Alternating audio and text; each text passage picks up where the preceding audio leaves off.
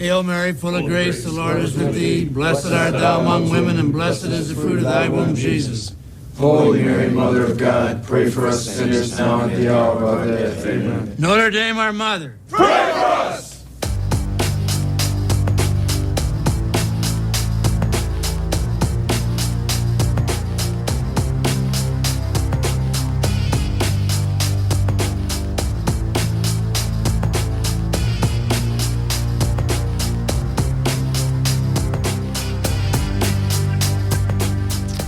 Well, here we go. Georgia. There's a lot of emotion I have going into this game. Post IU, which we'll talk about, and going and playing in the Sugar Bowl against Kirby Smart. And arguably he is the most successful coach still coaching in America in college today. So, though this is not Georgia of yore, which we will talk about, Notre Dame does have a big test. And it's not just Notre Dame and Georgia this year. There's a lot of other background and emotion for Notre Dame fans going into this game. And I know you all have that shit in the back of your mind. You don't want to talk about it, but we're going to bring it out tonight, and we will talk about it. Okay, like the last time we went to the Sugar Bowl. Grant, that was against LSU, and it was a Weiss team, but you get my point. But have no fear. And do not doubt. And we'll take care of you. Tonight on the Fighting Irish Faithful Show, I am Joe at Faithful_Irish on the X.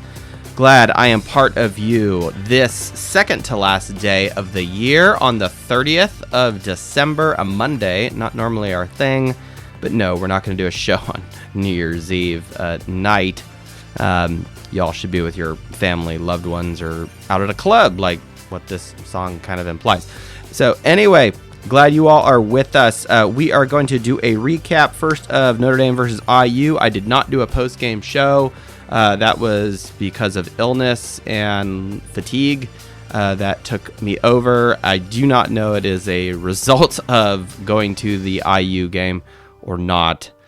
But what I will say is I was happy to be there, be part of that experience, and we'll talk about that. So then we'll get into Georgia, of course, and all things related to it and why I believe Notre Dame will be victorious. And it's not just unicorns and rainbows shooting out of my ass. Y'all know me better than that.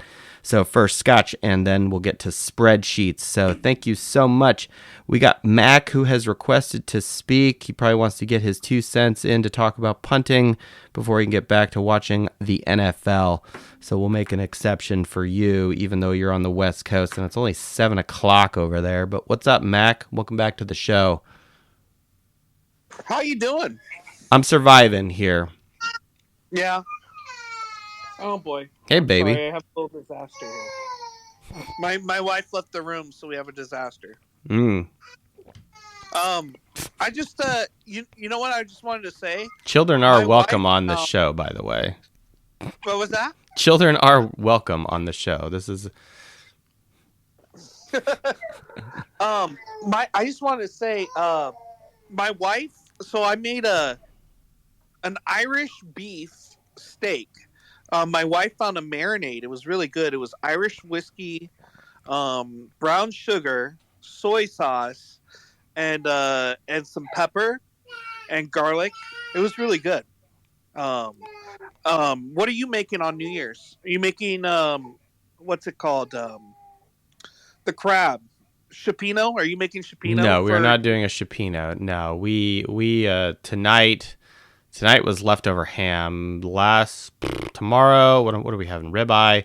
Don't know about New Year's Day. That is still kind of, that's going to be a football day, quite frankly. And like asking me what I'm having to eat in 2 days, like I have no fucking idea. So Now, Mac, Um, I have a question. Are you happy that Marcus Freeman got a win over Signetti and IU, justifying his giant paycheck he got? Because I know that was a hot point of contention on the show, the last show we did. Look here, people are. I wanted to clarify what I was trying to say. I'm not blaming Marcus Freeman for being the coach of Notre Dame, right? I just what I meant is I questioned the universities. I questioned the universities to, like, what is your goal to what is the university's goal? Is it to just be kind of competitive and in the talk, or is it to be national? And that's what I meant by when they renewed his contract at the time that they did. I didn't know that they need. I would have waited until after the Georgia game and seen what he did. That was all I was just trying to say. If he competes against Georgia, I would have renewed his contract because guess what? That's the best that any coach has done in 40 years. Yeah. Or within my lifetime, or within. Yeah, I see where you're going with this. I see where you're going. No, I had to make mention of that because you were the only canary here in the coal mine here, so to speak, about like, well, wait a second, and I appreciate that you were, bold enough and willing to stand alone on that hill there and be like, well, wait a second, is this what's best for Notre Dame football, period, right? And everyone else was saying, of course, and you're just like, well, wait a second, based on what, right? And as an evidence-based show that you were kind of taking that to heart with, paying the head man. So I think I'm okay with that. And that's the thing, is like, if they don't get blown out against Georgia, then in my opinion, that will not happen. Better. He is, well, I mean, you still have to play the game, but you know what I'm saying. Well, that's true. I guess anything can happen, and Riley Leonard can throw 20 picks, right? I guess, but if they don't get blown out against Georgia, then that makes him a better coach than his predecessor. And then, yes, he deserves that extension. And in fact, I would give him more years than what they gave him, if that makes sense, because that's the best you've gotten in, let's just say, 35 years. I'm just throwing a number out. But since Lou Holtz was being successful, I'm with you there. The and we'll talk back about the all the New Year's Six pain. I'll just put it that way. But no, you're 100% right. The I don't have a problem with them extending Freeman before the game.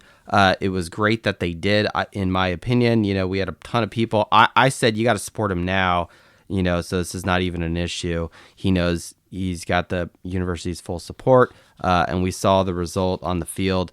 There's a couple of questions I have, near the end of the game there. But that being said, it's all good stuff.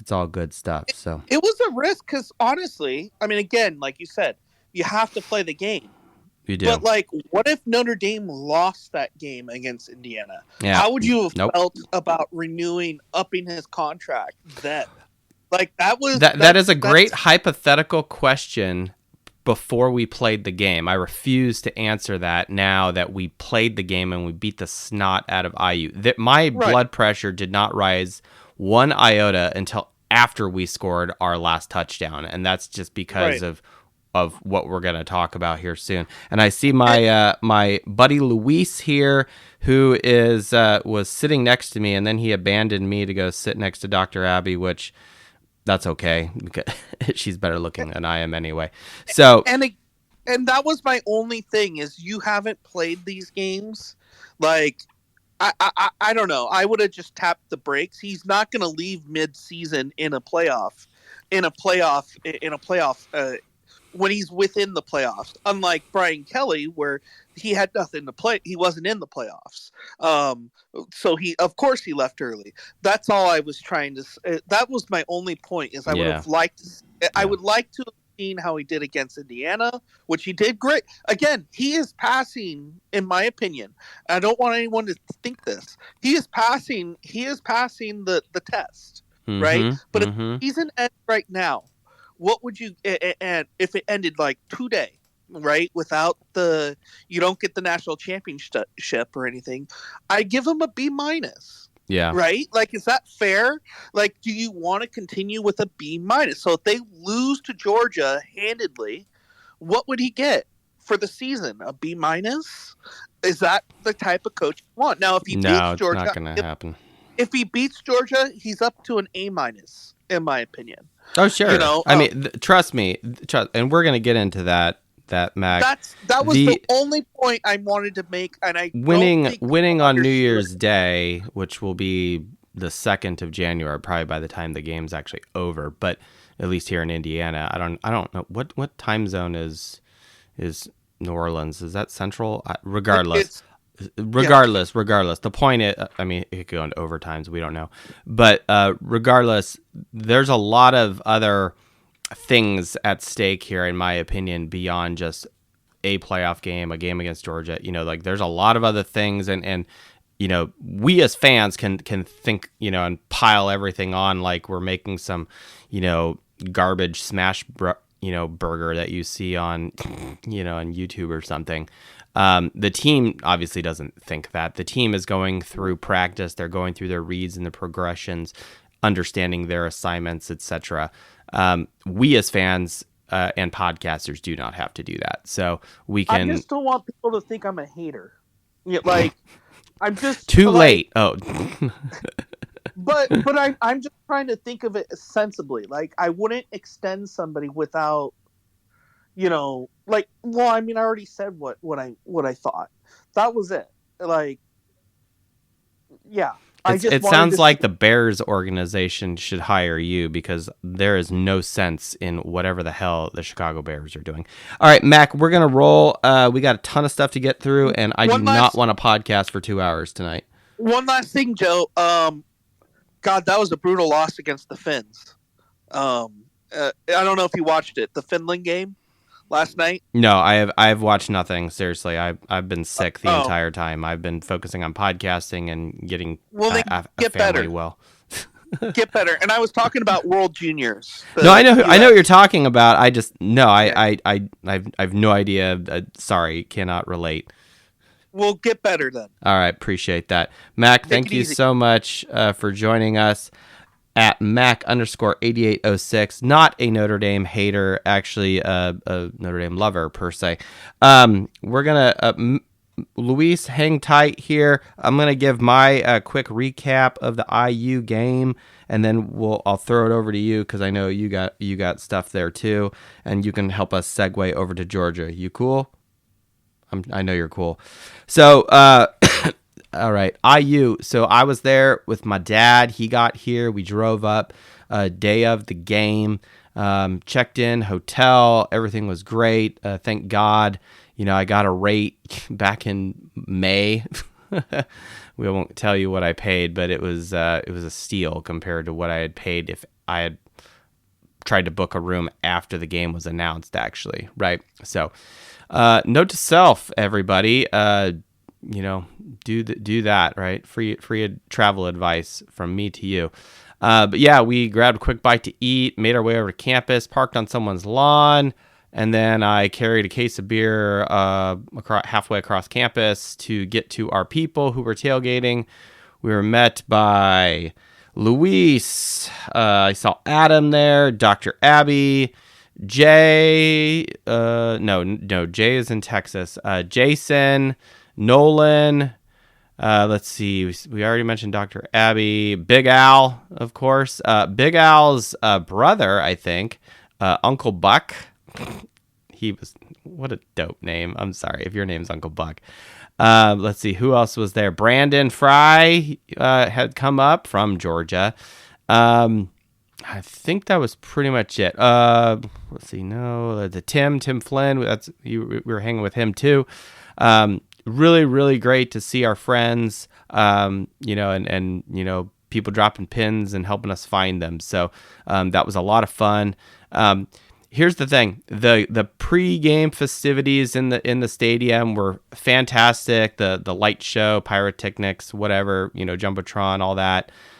Here's the thing: we stood the entire game. The entire game. Like I'm not like even even third quarter, fourth quarter when we're up by 20 or whatever. Like everybody stood, and I'm talking even like people down in the gold seats, okay, because the wine and cheese crowd wasn't there. Everybody sold their tickets, and there was a certain demographic that my dad and I were paying attention to. This is the second time just my dad and I had been to a game, just us. The last time was the Pitt game in 2008. That's the sprinkler game. And then let's see here. No, but very little kids. There was a few families, you could see like someone around like that 10, 12 range. That I didn't see any kids younger than that though. And also not too many like really, really old people, like the old people that, like need help and stuff. Maybe there was a few here and there. But no one really, not in our section anyway. We were in the flagpole section. So that's, let's see, southeast corner, southeast end zone. It was the corner of the end zone that Jeremiah Love ran his 98-yard touchdown into. Right into that corner, boom, that's where we were. So that was really cool. That's how the game started, and he ran it basically right into our laps. So that was tight. Lot of IU fans though, and that's kind of the IU section. I realized that where we were, but a lot of IU fans, but they were cordial per se. The most annoying thing about the game was there were two guys drunk, lost, pick a modifier, that did not know where the hell there were seats. And he showed me his tickets. I'm like, you're in the right row. You need to be like 10 seats that away down to the right. And he walked down there, but then he would make his way back. So I don't know what was going on with the person that was in his seat or the ushers. I don't care. Eventually it stopped. But it was like he went back and forth 5 times. It was kind of annoying. But if that was the worst part of my game experience, I'll take it. Notre Dame comes out with a victory over the Hoosiers.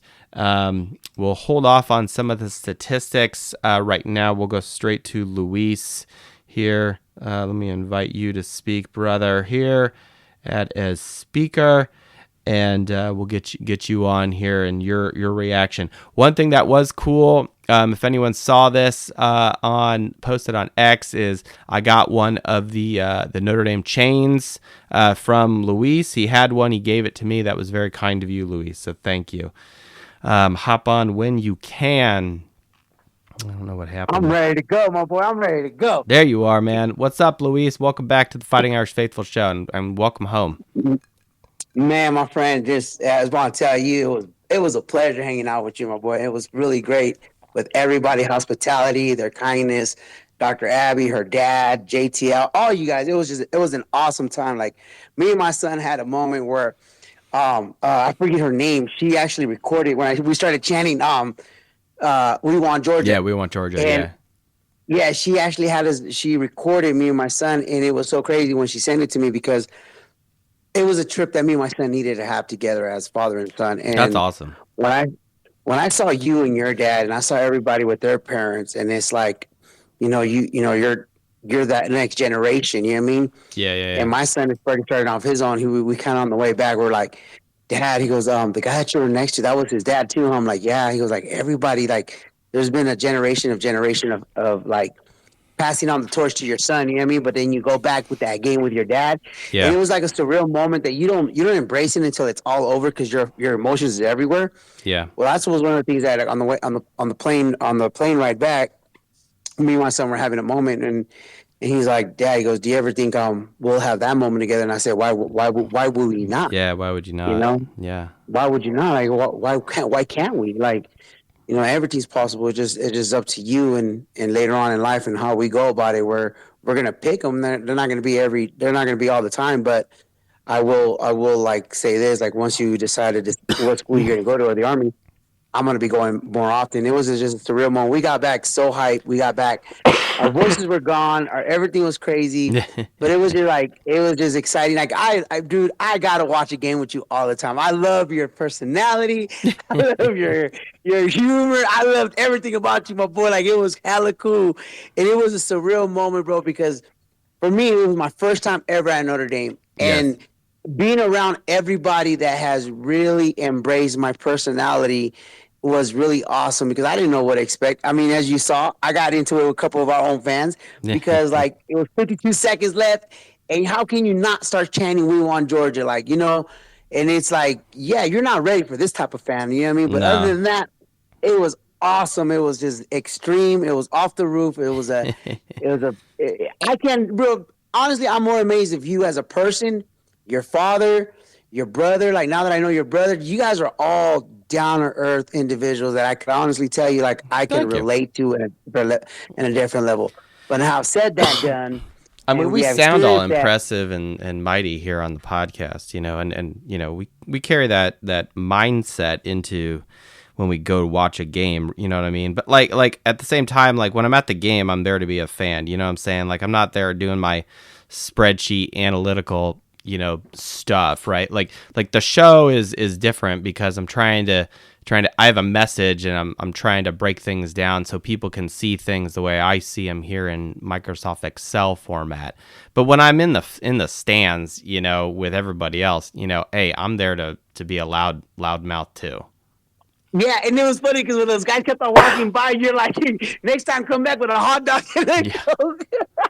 Yeah, I'm not gonna. I It's was like, like, what the fuck? What are you fucking doing? Yeah, geez. It's like, make up your mind, all right? Like, take a shit or get off the pot. You know what I'm saying? Like, what are yeah, you doing? your dad was cool though because your dad said, "Hey, next time you come by, you He got to was bring a annoyed. hot dog and something."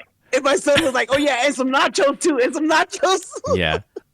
Yeah, But I my, mean, my dad, he was pretty cold and stuff. He's kind of muted, but when you get to know my dad, he is the biggest trash talker on planet Earth. Oh my gosh. Like if you're playing like anything from like horse or like billiards or something like that, he is the biggest trash talker on planet Earth. And it's just like, what? Like, and you look at my dad and he's just chill, right? But nope. When he's in the zone and he knows he is, yeah, he can let you know. He's not and he's not afraid to tell you either. So no, he's not. And that's the thing. And that was one of the things that we were asking. My son was like, "Dad, you never met these people. Like, are they gonna even like you? Like, do they really know how crazy you can get?" I'm like, "No, they have a glimpse of it, but that was the whole thing, though. The whole experience that I want to tell you personally to you and your brother and everybody. You know what I mean? It's like I don't know what to say to you. This year has been extraordinary, like special to me because I did not know what to expect or what to receive from you guys. But your warm hearted, your kindness, your passion towards Notre Dame is like mine, and what made it more unique was just like you guys were most humblest and down to earth individuals that I got put in my path, and I'm blessed to have you guys in my life. And I mean that from the bottom of my heart. I appreciate that, Luis. That's very, very kind of you to say. Yeah. So if you get hooked up with extra tickets, you got my number. No, I'm just kidding. No, but no. Happy to. Hey, we appreciate passionate fans, right? And I have to tell the story here.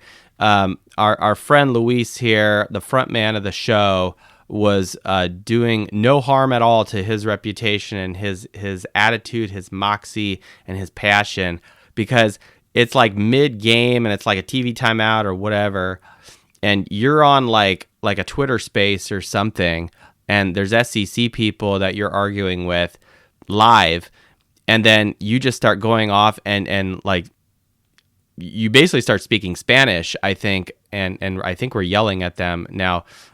Yeah. And so that was actually the highlight and the piece of the game of me interacting with you that I'm gonna take away, other than Jeremiah Love's touchdown into our section. But other than that, that was that was the awesome thing. Like we were able to experience that together, bro. Like who would have ever thought? I never in my wildest dream that I ever thought I was gonna be next to you, next to like no one, next to all of you guys. I never thought we were all gonna sit the way we did. Yeah. But to experience that with your dad and my son, it was one of those things where like, okay, it was like my dad said, my son's go. It was kind of felt like they're passing the torch to you, to your next generation, Dad. And it's like Yeah, but you know what? I go, my boy, he has his own kid too. You know, they're little and all that, but he has his own They're little. where there's They going to will be not go to ground. Notre Dame for a few years. No. Yeah, you know what I mean? But it was one of those things that it was just a surreal moment, and it was an eye opener for me and my son because, like I told you, you know, we only watch things like this on TV. We don't only get to Hmm. experience it, and to be able to experience it, and to everybody that heard me yell in front of the Golden Dome, and people were like, "Hey, I know you from this show. I know you from that show. I hear you on this podcast. I hear Nice. you on that," and it's like. It felt really cool because one of the things that my son was like, why are we like nobody? We don't know nobody, and it was like I was telling my son the valuable lesson is like closed mouths don't feed nobody, you know. And Hmm. if you're willing to just ask a question, you're always going to get the answer to it. And I got the answer of a lifetime that I made new friends for the rest of my life, and God bless you for all that. I Excellent. say that from my heart to y'all. But now let's get ready, guys. This is it. Now, my Yeah, buddy. we have another opponent coming up here in a couple days. Oh, where'd you go? Went on mute. All right, that's fine. Luis wants to go on Oh, mute. I'm sorry. No, that's okay. So, You're gonna lead into so Georgia, or I was gonna go over yeah. some IU stats here, but you do Oh, go you. ahead. Go over IU. Go over IU stats All right, because I got we'll do something to say. IU, and then I'll bring you back on to open us up with Georgia here. There's a couple things I wanted to talk about. Obviously, we win 27-17, right? Now, what's interesting is it was 27-3 with about 5.5 minutes left. And that's when the IU fans started, basically leaving and heading to the gate. Now, what's bizarre about that is those 14 points were 2 touchdowns that IU got on 2 drives back to back. That on their responding drive, and then they did an onside kick, and then they recovered it, and then they scored again. They tried an onside kick for a second time. It was unsuccessful. Therefore, we win. Now they went for 2 on their first touchdown, right? So Signetti did the math, did the he's a good coach, right? He's been around for a while, and he knew mathematically that if they had converted again and again and again, they actually could have forced overtime if they had gone for 2 every single time and were successful. They were not, thank God, but it was one of those things where it could have happened. Okay, and because Notre Dame took their foot off the gas. So there's a couple good things and bad things that we can take away from the end of the IU game. First, let's go over the good, and then let's use the bad to fuel us, which Marcus Freeman, Al Golden, and Mike Denbrock. Well, not really so much Denbrock, but maybe the first turnover was I think our second play from scrimmage, which was a fucking interception. So don't do that. All right, there you go. That's the offense there. We got some other comments too. Run percentage. We did run the ball 52% of the time, so that's really good. Yards per carry, 5.5 yards per carry, not too bad. It's actually pretty decent. We killed them in yard points, almost 400 yards total, and a completion percentage by Riley Leonard of almost 72%. So really, really good. Tied in turnover margin, not bad. Third down percentage, 54%. That's really good. Better than national champion average of 47%, and certainly better than what Notre Dame is doing on the season at 40%. So that very, very good. Yards per point, not so great. Neither was our attempts or rushing attempts per touchdown. But get this, our scoring drives. So we had 10 drives. We scored on half of them. Grant, there's a couple field goals sprinkled in there.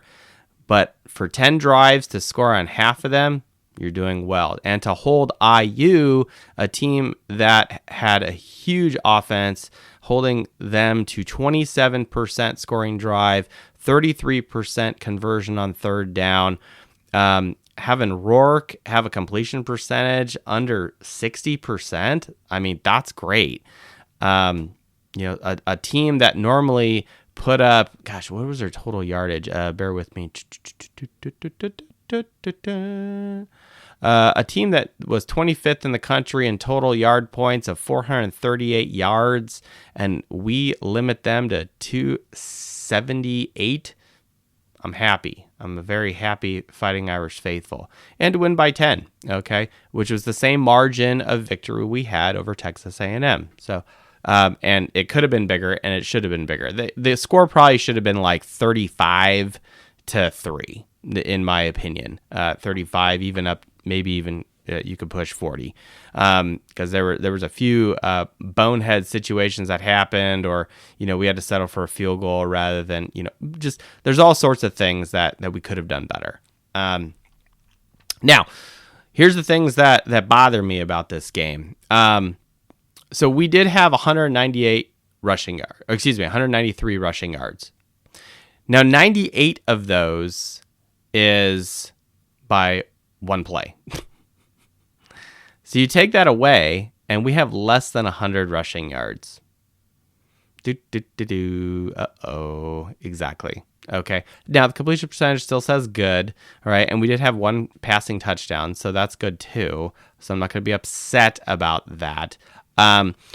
The things that bother me the most are the efficiency, okay? Other than that rushing touchdown, and yes, Riley Leonard also had, but we are not at all in our rushing attempts per touchdown average, not even close for what it had been this season, when we're pushing about 11 rushing attempts per touchdown, and here we were at 17 and a half, okay? So that's a problem, okay? The points that we allowed them to score at the end of the game, those two possessions back to back, is unacceptable. And muffing up, fucking up, however you want to describe it, the onside kick recovery. Okay, no, the fourth quarter refused to end, and it really started pissing me off. And that is the only time when my blood pressure started rising. Now, thank God, IU did not pass the ball well or effectively at all throughout the game. Oh, and one other good positive thing is we did hold IU to 63 rushing yards total, right? So let's give another attaboy to the defense there. They did a fantastic job of keeping Ellison locked down, okay? A guy who was averaging over 100 plus yards a carry on the ground, a team that was doing very, very well in rushing touchdowns. They had 37 on the season, right? And they get nothing. They get completely blanked in rushing yards. So hooray for us. Fun to see Xavier Watts also get a interception in the first quarter, which then we turn into the Jeremiah Love super long touchdown run. Hooray! But the next piece is we have to tighten it up out there. And Georgia is watching that film of what they did. Now, did Notre Dame probably take their foot off the gas? Most likely. The personnel, I don't know what was going on there. But here's the thing. Georgia is well coached enough, and Kirby Smart is experienced enough to recognize that in a very short amount of time, IU was able to have a burst. Granted, their backs were totally against the wall, but they still were able to do that against Notre Dame's defense. And so Al Golden's watching that, Kirby Smart's watching that, and these are things that have to be tightened up as we go and play a better opponent, the SEC champion, the number 2 team in the country, however you want to describe it, against Georgia down in New Orleans. So that's those are kind of the negatives, even better ifs, however you want to describe it. At the end of the IU game, but I'm happy we win. We had to win the game, and it's also I'm not too much worried about the margin of victory of only quote unquote 10 points, because now this is a playoff situation. It doesn't matter if you win by 50 or if you win by 1 point. A win is a win. You survive, you advance, you move on to the next game, and that's exactly what we did. And that's all I can ask Notre Dame to do. Okay, I guess I could ask them to kill them 50-0. Fine. Okay. But in the playoffs, it doesn't matter. Survive, advance, win, move on. Okay, and glory befalls upon you. Luis, did I put you to sleep? Are you still there? No, I'm right here. I'm listening to you, bro. All right, man. Unless I missed anything about the IU stats and the recap there, we want Georgia. Yeah, we want Georgia. And JTL looked sexy on TV at the Notre Dame Stadium with that chain. Did you see how good looking he looked? Oh, I did Boy, see that that. boy He made the jumbotron, didn't he? Yeah, he made the jumbotron, man. My boy look all handsome with that. Like, boy, there you go. Fine touch with his outfit. I think his sweet green shades also give him a little bit of extra, a little something extra there too. Yeah, it does, man. But look, guys, we can't be like, well, look, I get it, my boy Mac or Mike Little, whatever. I can't see right now, man. I need to put my reading glasses on. Look, we got Marcus Freeman. And right now, this game, look, the way I see it is we're playing with house money. And we're playing pedal to the metal now. There ain't nothing gonna stop us, there ain't nothing gonna hold us back. This is where we allow to Dan Brock and Al Golden to earn their paycheck. And let's see what you've been working with Riley Leonard. You brought him here. This is his moment. If we win this game, it's because Riley Leonard put us on his back and he earned that $1.7 million or $1.1 million, whatever the hell we gave whatever him. it is. This is where he earns that money. You know what I'm saying? But this is where we got to stand, and this is where we got to take it to the next level. Let's show everybody that we're not playing around, and we're not those old teams that you saw over 32 years ago that would be boring as hell and not ready to show up for this occasion. At this moment, at this time, we rise up to that occasion, and we will sock you in the mouth if we have to. We're going to go body to body, a blow to a blow, a hook to a hook, an uppercut to uppercut, a right cross to a right cross until we knock you out with that hook to the liver. You know what I'm saying? But this is when we throw our blows and we stand united because we are Notre Dame. Yep.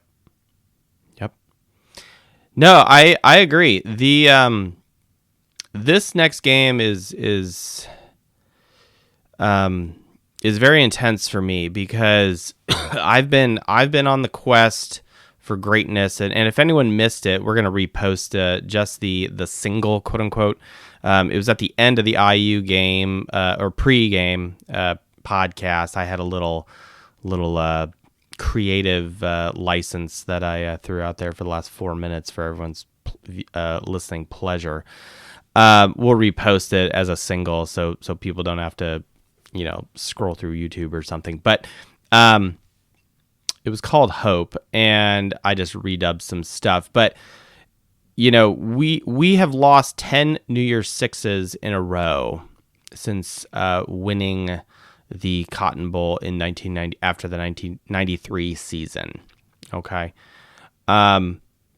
We have been to the Sugar Bowl only one time in those 10 losses, and that was the loss in 2006 to LSU, where we lost by 27 points. It's clearly not the worst of the worst. The worst was Oregon State by Davie in 2000. I'm bringing this up on purpose because it's supposed to sting. It's supposed to hurt. Okay? These are the only times where Notre Dame's been good, quite frankly. And when we've been in these games that matter for notoriety, and I'm including the 2012 National Championship game, okay? It doesn't go well. It has not gone well. Okay. And the last one, the Fiesta Bowl and versus Oklahoma State, we blew a 17-point lead. Okay. It's like Gonzaga versus UCLA in 2006, I think, with Adam Morrison. Ask me about that some other time, because I remember watching that live as a student. But that being said, that is in the back of my mind as well, that we are finally getting to the point where we've accumulated 10 of these games that have not gone the way we would like. And the average margin of defeat is 18 points. It's not been pretty. So all the Notre Dame haters out there are looking at the history, and they know this. They don't know the probably the finer details of what I have here on my screen, but they also are aware that Notre Dame has shit the bed when a game matters. And now we're playing Georgia, a team that has a coach with an 85% win percentage. I will repeat that. Kirby Smart, in his years at Georgia, is 105 wins and 18 losses. It's a really fucking good record, by the way. Okay. Oh, he also has 2 titles. Now they're number 2 in the rankings here. Now Sagarin puts them at 6th, but their strength of schedule is 3rd. And we'll talk a little bit about that more later. So I don't want to put everybody to sleep yet with all the numbers and the math and stuff. But yeah, it's a big deal for me. Notre Dame versus Georgia. And but let's step away from some of the macro shit about, we haven't won a New Year's Six, and Marcus Freeman and Notre Dame this season, can right all that wrong. Look, hold on, let's put that aside for a second. Because what do we talk about? We talk about stats, we talk about stuff, and let's align Notre Dame this year and Georgia this year. Put everything else aside, put those 2 things in a vacuum, Notre Dame, Georgia, and we look at statistics, and Notre Dame is very much more in favor. Much more green and yellow on the Notre Dame column than on the Georgia column. And that is because Georgia is not the same Georgia that Kirby Smart has had in years, even last year, or in 2 years before that when they won back-to-back titles, okay? And even leading up to their first title, okay? This team by Georgia is lacking in a lot of areas, okay? They have good stats. They have good, quality, attributes to them. You can't fake being number 1 in the SEC. Now, you could also argue the SEC maybe is down a little bit. Okay, they've kind of cannibalized themselves a little bit. Who knows? But they have 2 losses, both to 2 teams that aren't in the playoffs, Alabama and Ole Miss. But they do have wins against Clemson, 2 wins over Texas, Florida, and Tennessee. So I can't ignore the body of work they have done. But I also can't ignore some of these other things. How about 8 overtimes against Georgia Tech?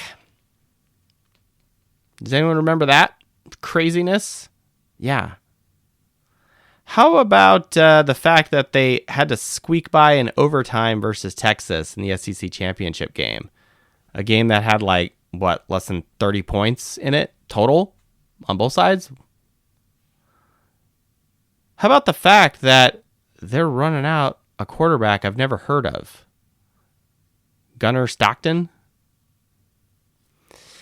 Now, I don't want to take anything away from Mr. Stockton, but if I also was curious where his recruiting was. Okay, he's a 2021 recruit, I think.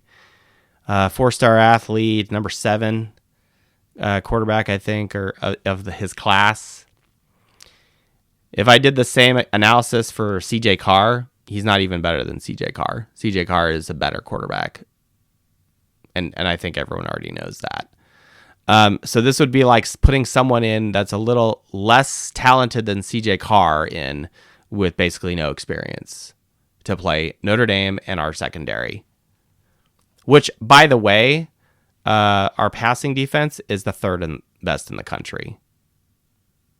So take that for what it is. And here's one other statistical piece I will leave you with that really jumped off the page for me today as I was doing this, and then we'll jump over to our people, and Jay has requested to speak, and then we'll go to him, and then we'll go to Jason. Turnover margin. They got a new quarterback. He's going to struggle. Now, Notre Dame doesn't necessarily make offenses pay per se as far as sacks and that sort of thing. We know this, right?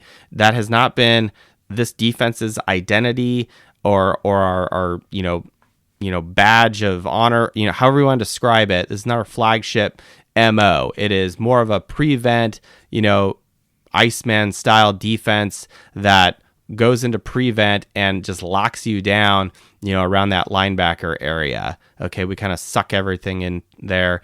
Don't let you break contain. Very assignment discipline. We got a guy on the front seven that gets home and makes a sack or something like that. Hey, more power to you. But we are not using the sack as the primary. We're not selling out the entire defense to get a sack. Can I say it that way? And so when we have good position and coverages that get disguised well, which is what Al Golden has done very successfully, we're going to make Mr. Stockton pay for it. And here's the best thing and the most lopsided thing in the statistics that I saw today, and that is turnover margin. Notre Dame is still third in the country. We're plus 16 in turnover margin. Georgia is 55th in the country. They are only plus 1. Plus 1 for the entire season. Now, I went and broke that down further. Okay, they have 13 interceptions that they've thrown as a team away. That's 1 a game. I guarantee you we will get 1. I think we're going to get 2 interceptions in this game. And that's where I'm at. Jay, we brought you on, man. I know you said you can't sleep. You're excited. That's right. Early in the morning we're heading out. So, but the couple of things here. The first thing is what do we want Notre Dame to do on offense every single time? Run the damn ball. That's right. So let's talk about how IU, even after the game against Notre Dame, is still number 1 in the nation against the run at 80 yards per game. Yeah. And Georgia is way down the list. They are way down. Yes. Like 127 yards or something like that. I don't have it in front of me. I do have rush defense. Yeah. No, you're 100% right. 127 yards allowed on the ground. IU was number 1 at the time, 70.8. Excuse me. And Georgia, 127. And Notre Dame isn't stellar in this stat either. We're 40th in the country. Technically, Georgia's better than we are, but a lot of teams have been better than we have been. Yeah, we don't have to worry about that because most teams actually try to pass against us. Yeah. Stupid. And the teams that are good in the run that we played against, we buckled down and did well against enough. Let's say, say Army, Navy, that kind of thing, where it didn't matter. Yeah. So, I get that Georgia's a bigger team. I get that we're not going to be able to push them around like we pushed around the Army. No, they have great players. Their 4-year Right. recruiting average is 2.5.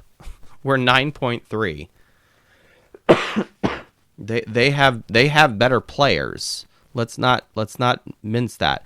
Now, how well they execute, is to be determined. Okay, are they fundamentally sound?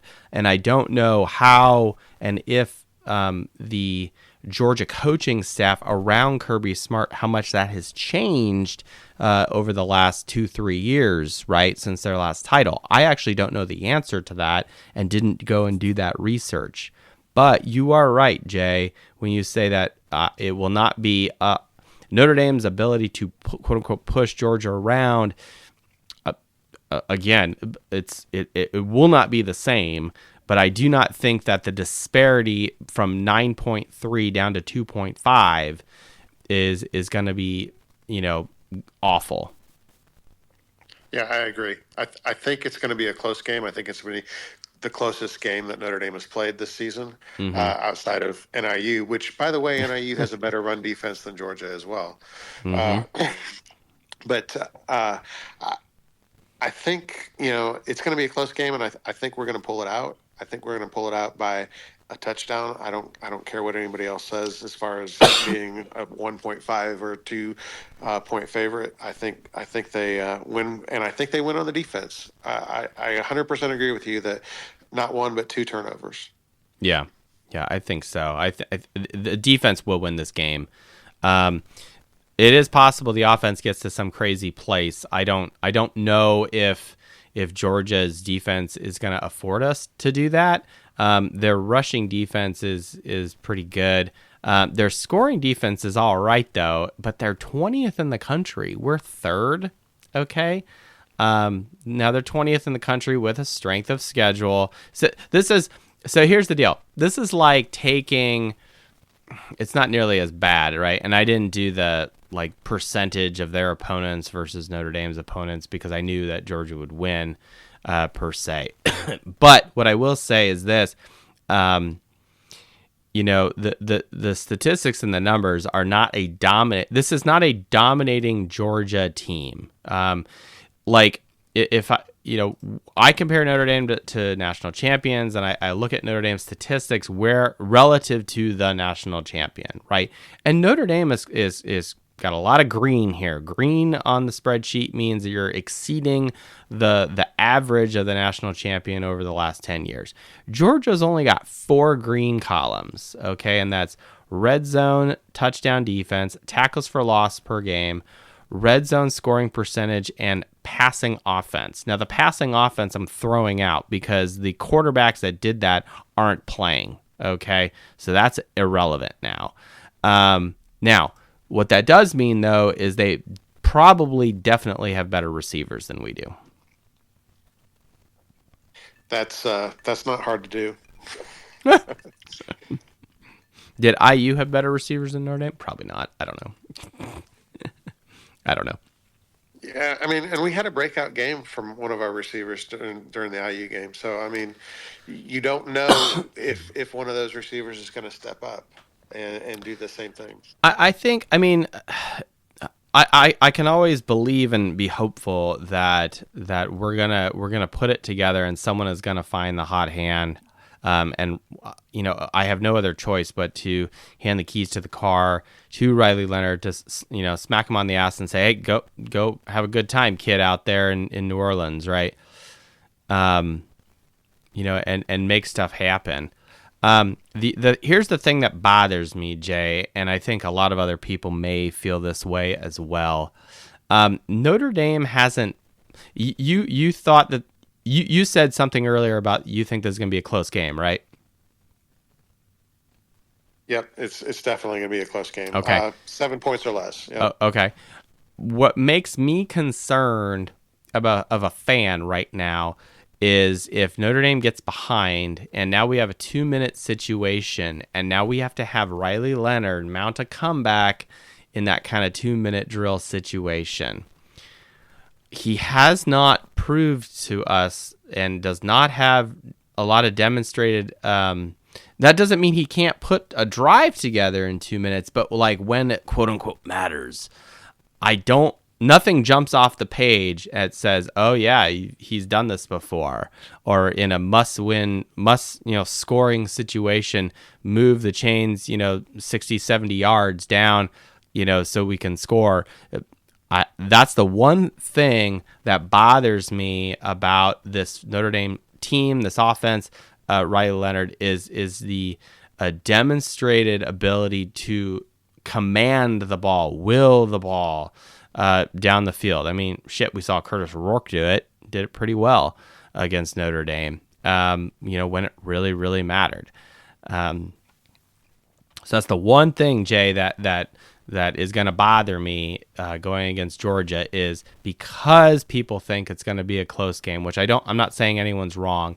I have another theory about what's going to happen, but is that if it becomes a close situation and we have to mount a comeback, I am concerned that we just haven't demonstrated it, right? Maybe I've been hanging out with Mac too much.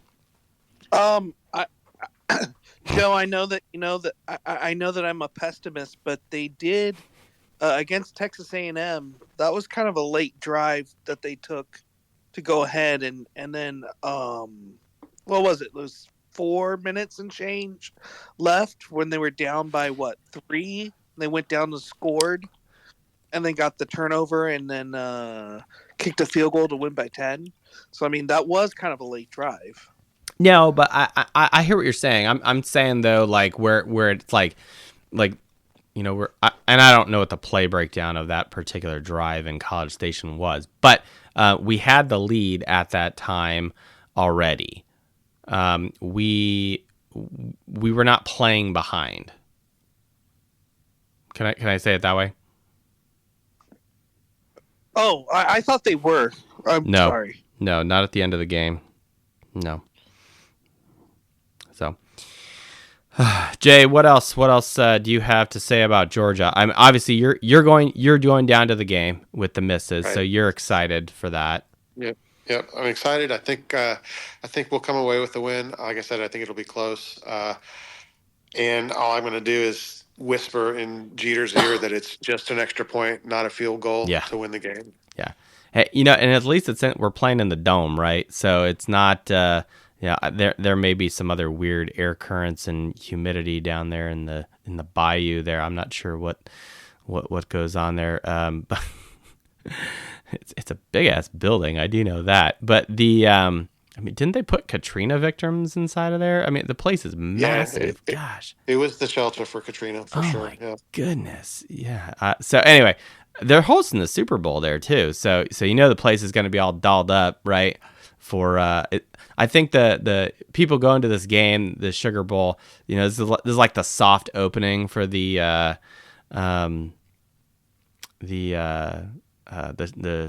Super Bowl, if I may, can I put it that way? It's going to have, the place is all done up, right? And Caesars bought it up, so they threw a bunch of casino money at it, right? So it's maybe they put marble floors in and stuff. I don't know. Probably not. So, Jay, anything else you need to hear from me, or is there a particular stat that's nagging you that you need me to look into for you? No, I've gone over the stats myself, and what you have said so far has reassured me. I'm interested to hear some more in depth, but I think it's time for me to go to sleep because I'd leave early in the morning to drive out. Yeah, well, wrap yourself in a blanket with this. Georgia's big claim to fame back in the day, what they used to do well, how they used to dominate teams. Nick Chubb. Pick your favorite.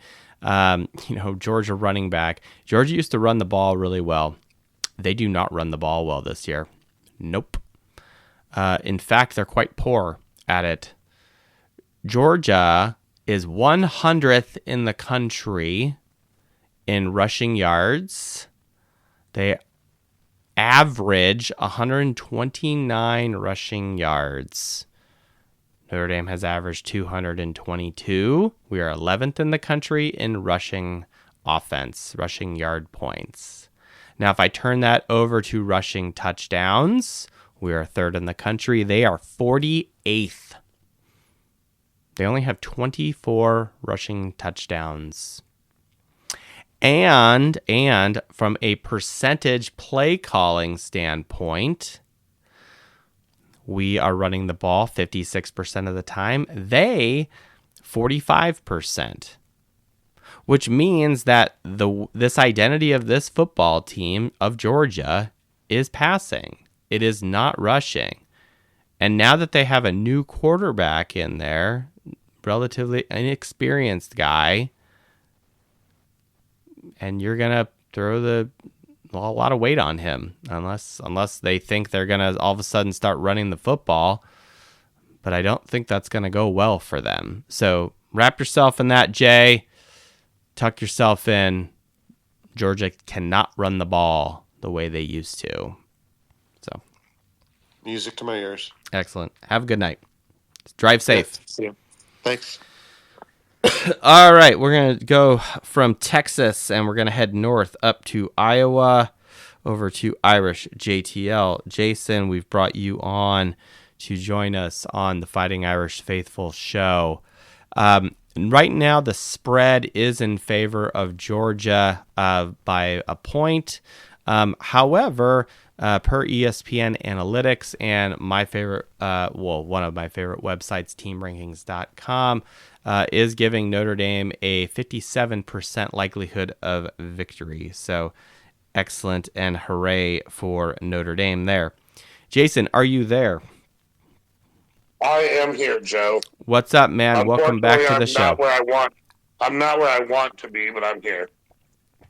Well, my health is also not where I would like it to be, but That's probably my fault. I'm not convinced of that. I'll be very honest with you. I was very ill that week, and I didn't feel better until Friday morning. I guess, but So, I didn't know. eat anybody's food, so I don't know. I could have patient zeroed it to Nolan and Adam, and then they patient one it to you. Like, I didn't feel good. I wasn't missing that game, and I wasn't missing the tailgate. So yeah, that's right.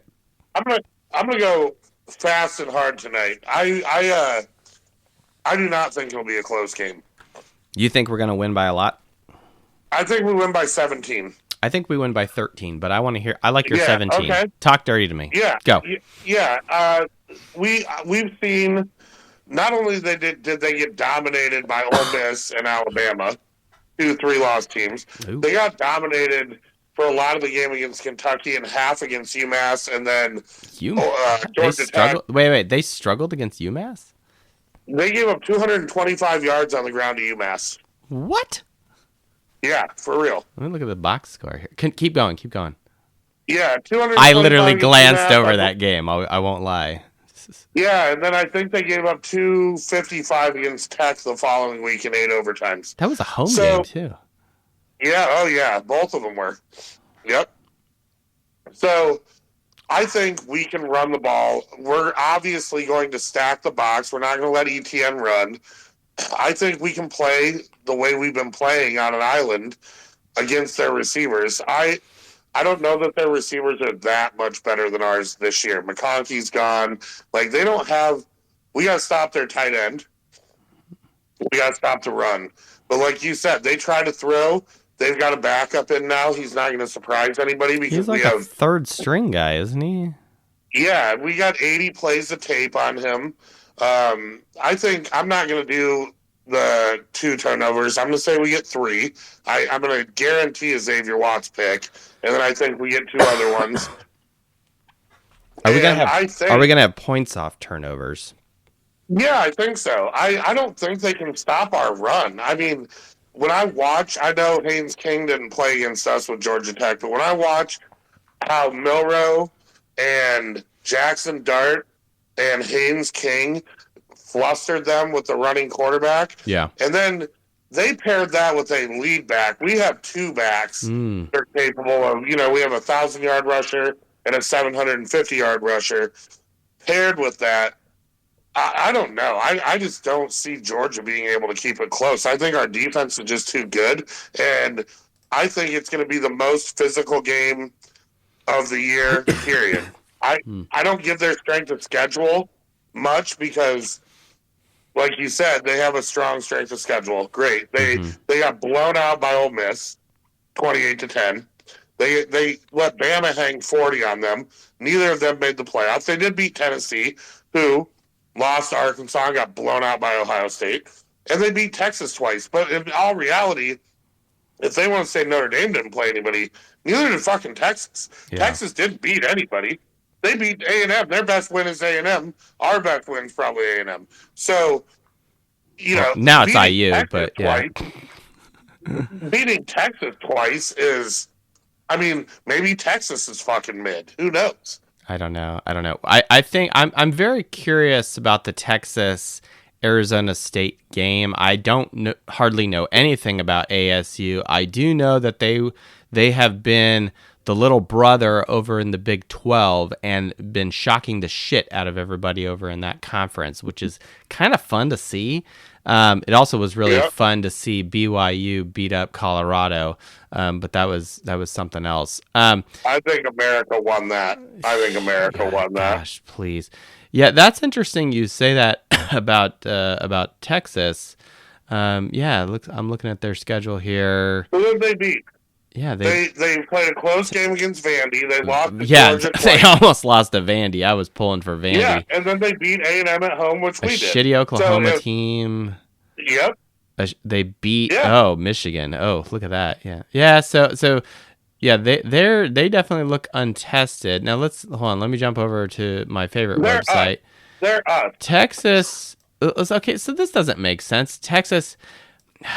Well, it's because of the record of all the opponents, not necessarily because the teams are great, but they have winning records. So Texas is 4th in Sagarin right now, but their strength of schedule is 18. Yep. And Georgia's what would their 3rd. strength of schedule be if they didn't have Missouri? I mean, Missouri scraped by Iowa today, and they were chanting SEC at the end of the game. Oh, God. If Missouri was flipped with fucking Please. Minnesota wouldn't be ranked. Yes. You know what I mean? Like, No, I'm with it's you. just an artificial number. And I just don't think Georgia is Georgia this year. I think this is the year to get them. And it is the year to get them. I just don't see how they match up. If they gave up 225 to UMass and we can't hang 300 rushing on them, I don't know what to tell you. Yeah. I like, it's a failure in my opinion.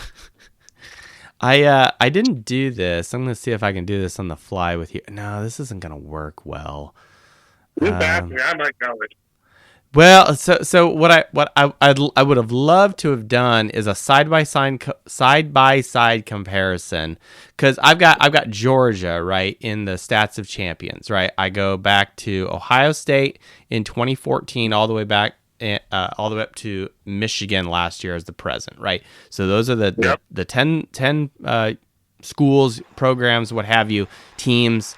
And I look at their statistics in said category, and that is what defines the watermark of what this show kind of compares itself to, specifically Notre Dame.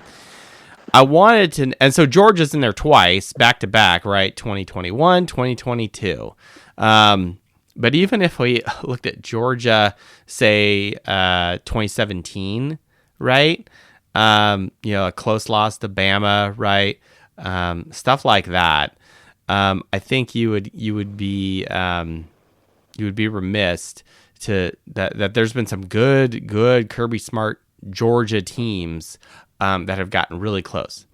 I wanted to look at Georgia in 2021 and 2022 in some of these categories and then compare how they've severely dropped off. So like, for example, rushing touchdowns, right? They were first in the country in 2022 in rushing touchdowns. They had 44 rushing touchdowns, and they had 29 in 2021. Okay, but then if you go over to the defense, right, rush defense, they were number 1 in 2022. They were number 2 in 2021. Total defense, they were number 10 in 2022. Number 2 in 21.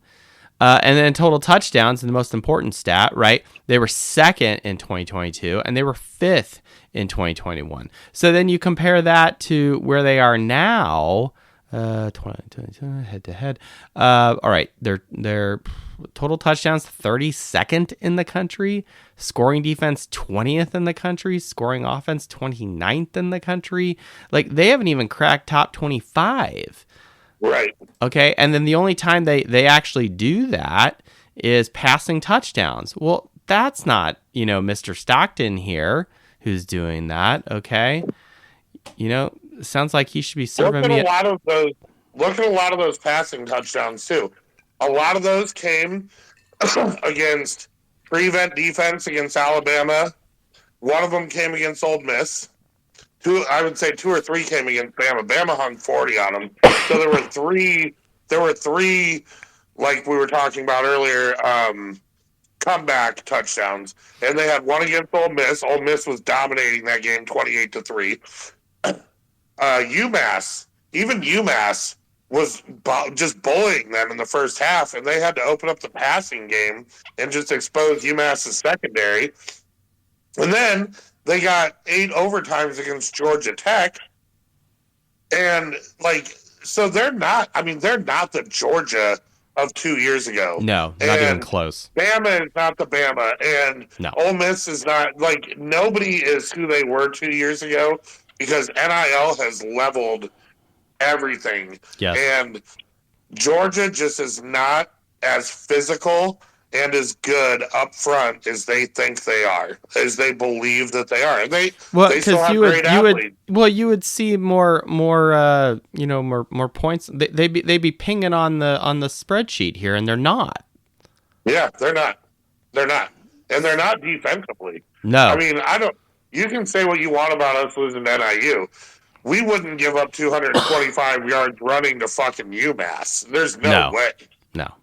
And we wouldn't give up 28 points to UMass or 24 or whatever it was. Well, and it's not like we got statistically blown out, by NIU either. So, no, we didn't score.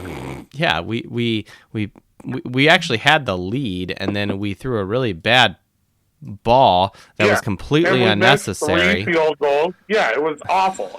And we weren't even good against Miami of Ohio either. Let's be honest. No, we were not. But we came out fired up against A&M with a young offensive line. Then we had a quarterback that was new and coming off an injury, and we thought we were better than everybody, and we lost NIU, and we scraped it together against Miami. And then we came out and started really playing football. And Jeremiah Love and Jadarian Price and our offensive line have grown more than Riley Leonard, and Riley Leonard has grown.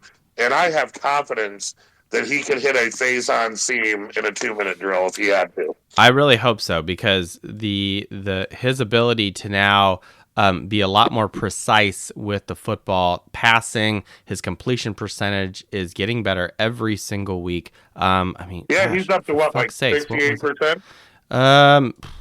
I don't know what he individually is. I know what he as a team, it's nothing hot, but that's because we kind of sandbagged ourselves in the first like 3-4 games when I was actually telling people that he should be benched for Angeli. So I think Riley's shame up on to me. like 68% on the year. So Completion he's not gonna percentage, throw for 300. he was 72% against IU. Can I just leave it there? He was 78% versus USC, 77 versus Army, 66 against Virginia. I'll take that. Yeah, me too. I'll take that 200 yards if you're going to give me another 50 and a touchdown on the ground and then hand it off to 3 stud backs. I'll take that. Hey, national champion quarterbacks, well, teams, I should say, 68.5%. Yeah. So you're in that high 60s. Sign me up. We win. I think we win by 17. I think it's like a 34-17, 31-14 kind of game. I just don't think – I think we're going to turn him over 3 times, all on interceptions. I don't think we're going to get to him a lot. I think their O-line will hold up.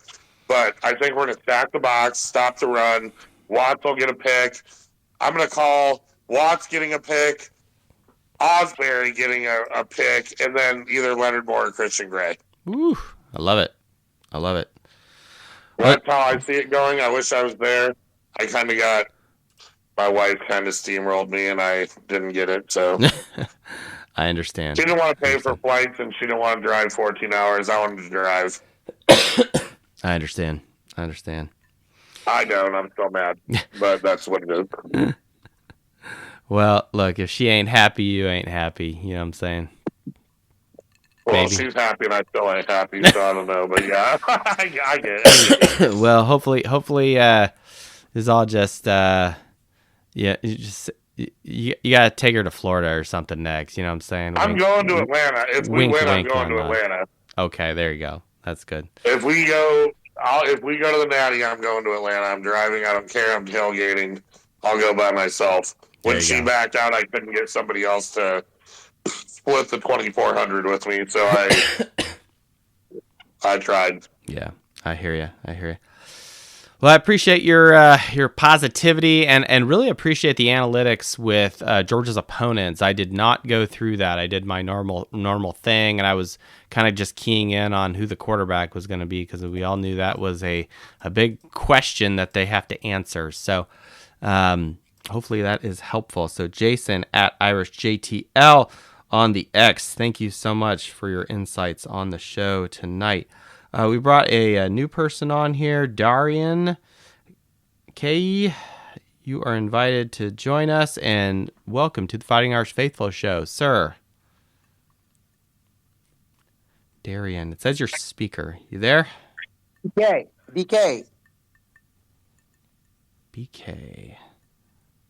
Well, DK. Hey, sorry. I'm leaving a friend's house, and I was saying good night to him. No, it's okay, man. What's up? Hey, welcome to the show. Welcome to the space here, the live Fighting Irish Faithful show. We can do a recap of IU if you wish, or we could just talk about Georgia and what your thoughts there. The floor is yours, sir. Yeah. I'm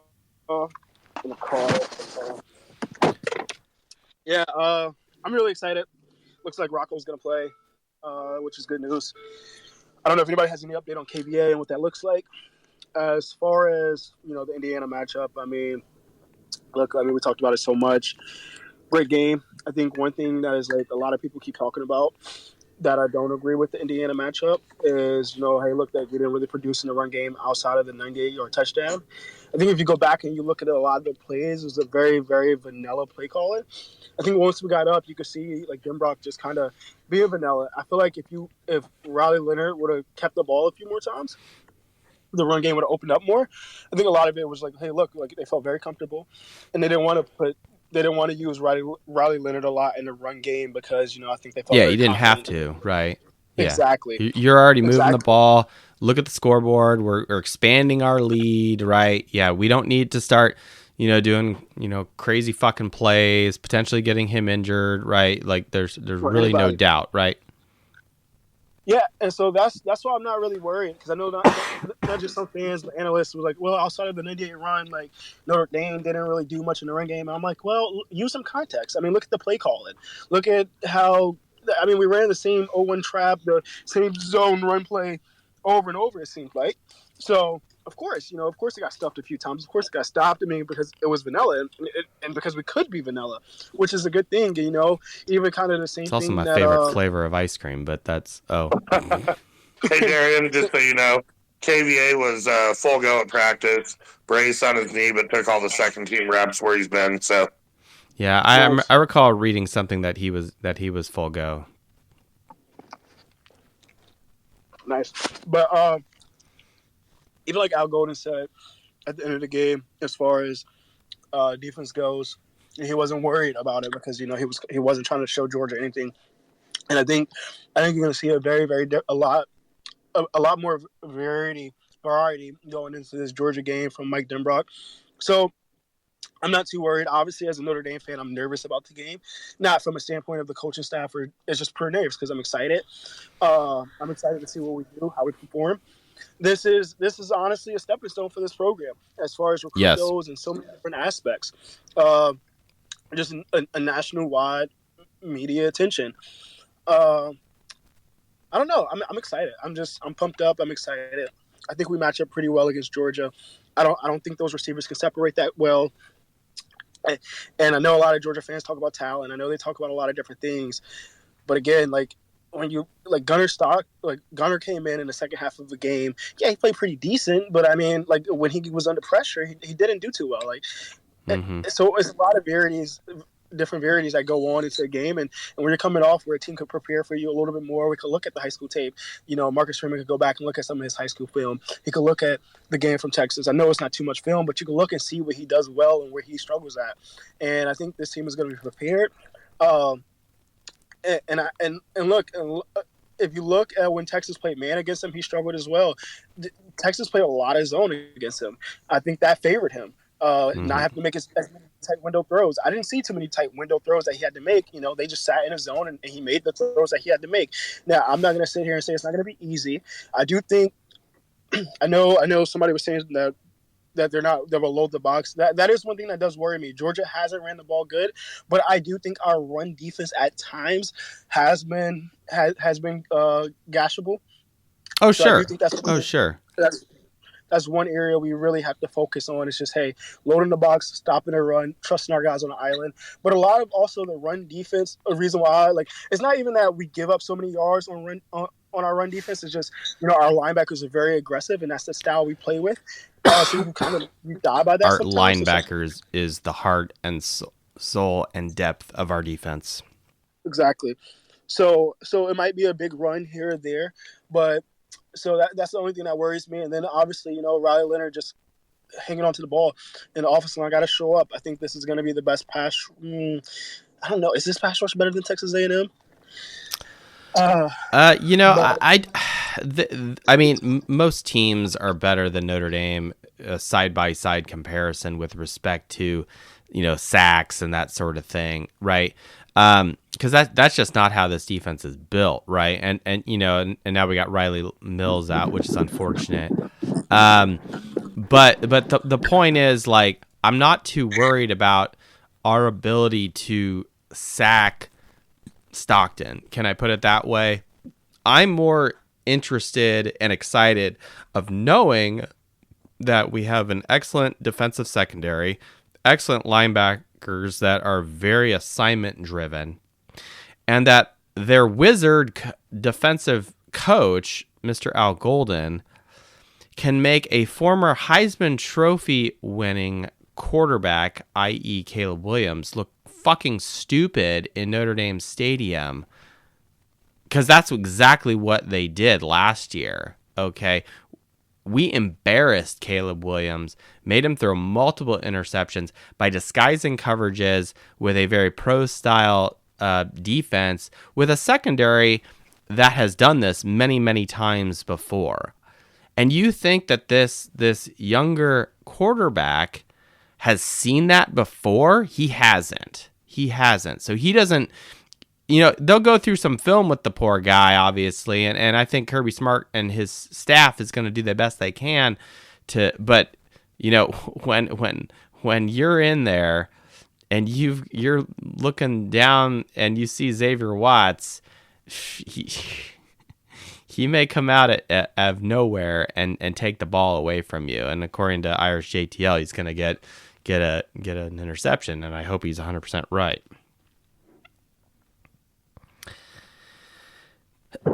Yeah. What else did we miss, Darian?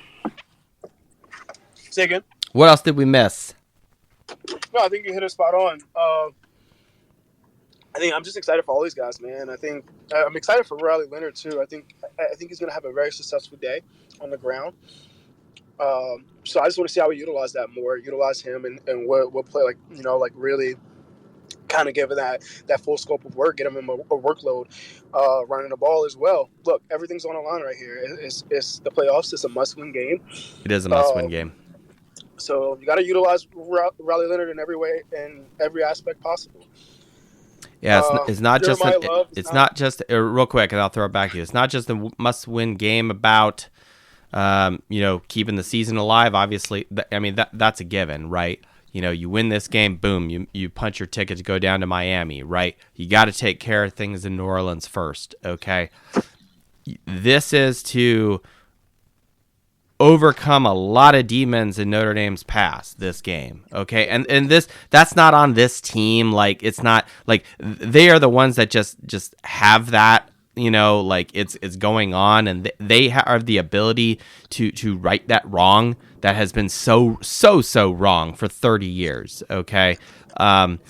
So they have the ability to right that wrong that will make me and pretty much all of ND Nation breathe a fucking sigh of relief to say we finally got a New Year's Six. We finally got one. It's like this nagging thing that like just needs to happen so we can move on and actually go pursue the thing that really does matter, which is a national championship, okay? But this nagging thing of not being able to win a New Year's Six at all over the last 30 years has really fucking bothered me. I don't know about you specifically, Darian, but I know a lot of other people out there, it does bother them, okay? The games that really matter, New Year's Sixes, playoff games, national championships, whatever, we have sucked over the last 30 years in doing that. We don't do well. Okay, we lost by 2 the last time we played one of these games, okay? And that was the Fiesta Bowl. Fine, okay, that didn't suck, but the loss sucked. The loss hurt still. On paper, we are a better football team than Georgia. We are flat out a better team. Something I'll say, absolutely, that sucks. I talk about it a lot whenever we have spaces going on. Winning this game, it matters for this fan base. We want to see this team take that next step. But something that people might not agree with, because this might be a little controversial. But I think if Jeremiah Love is 100%, which it seems like he is, I think he should be on the field every play. I think only time he should be out of the game is if Jadarian Price should only come in if he needs a breather. I think Jeremiah Love is just that kind of talent in this game. I love Jadarian Price, and I know he's a home run hitter. But I'm a fan. I'm a big fan of Price too. But I want my best players out on the field, and I know Price is right. I mean, why can't they both play it simultaneously? I just don't want. That's fine. What I'm saying is, I don't want to go a whole back? drive. No, I don't want to go a whole drive. My problem is I don't want to go a whole drive without seeing Jeremiah Love. Like when we played Indiana. That's fair. Which maybe it was health problems and him being sick and stuff, which is fine. I'm just saying I don't want to go with the Indiana game where you see a whole drive where they're taking turns every drive. Like, look, if you want to rotate them, that's fine. But Jeremiah Love needs to come in the game at some point. You know what I mean? Every possession. That's fine. Get Jadarian Price involved because I love them both. But my problem was just like the rotation. Like I don't want Jeremiah Love sitting on the sideline and becoming cold. Yeah. You know what I mean? Yeah. For a whole series. Yeah, I'm with you. Well, Darren, really appreciate you jumping on here. Sounds like you're driving home. Hope I have a good, safe drive home. Is this the first time you've listened to us or joined the Fighting Irish Faithful show or heard of us, whatever? I think this is the first time I joined the space, yeah. Yeah. Well, we've been podcasting for 5 years. This is our 27th of this season. This is volume 146 of all time. I'm really happy that you're able to join us. This is probably the most intense show, at least for me, going in. It's just me as a fan. I was just do me a favor. When you get off with us, obviously keep listening if you want, or if you don't, jump over to last week's show, but jump to the last 5 minutes of last week's show, the IU show. It's called Hope. Hope. Okay. Hope. It's search for us, on iTunes or Apple or Spotify, whatever you got. Search Fighting Irish Faithful will come up. Last show that was published was Hope. But go to the last 5 minutes because there's something a little epic there, but it ties in very well to the intense nature, which is we have to set a lot of wrongs right in New Orleans, and a win sets a lot of those things right. It really does. So, Darian, really appreciate you joining us. Thank you so much. We're going to jump straight over. Leave Darian wherever he is in peace and go over to Idaho to our favorite brother, Jimmy Joe, at Jimmy_Joe24 on the X. Fourth Way Experience was on earlier. I don't know where he went, but that's fine. I know he was listening, but he's a loyal foot soldier. Jimmy Joe, we've invited you to speak. Go ahead and unmute yourself, sir.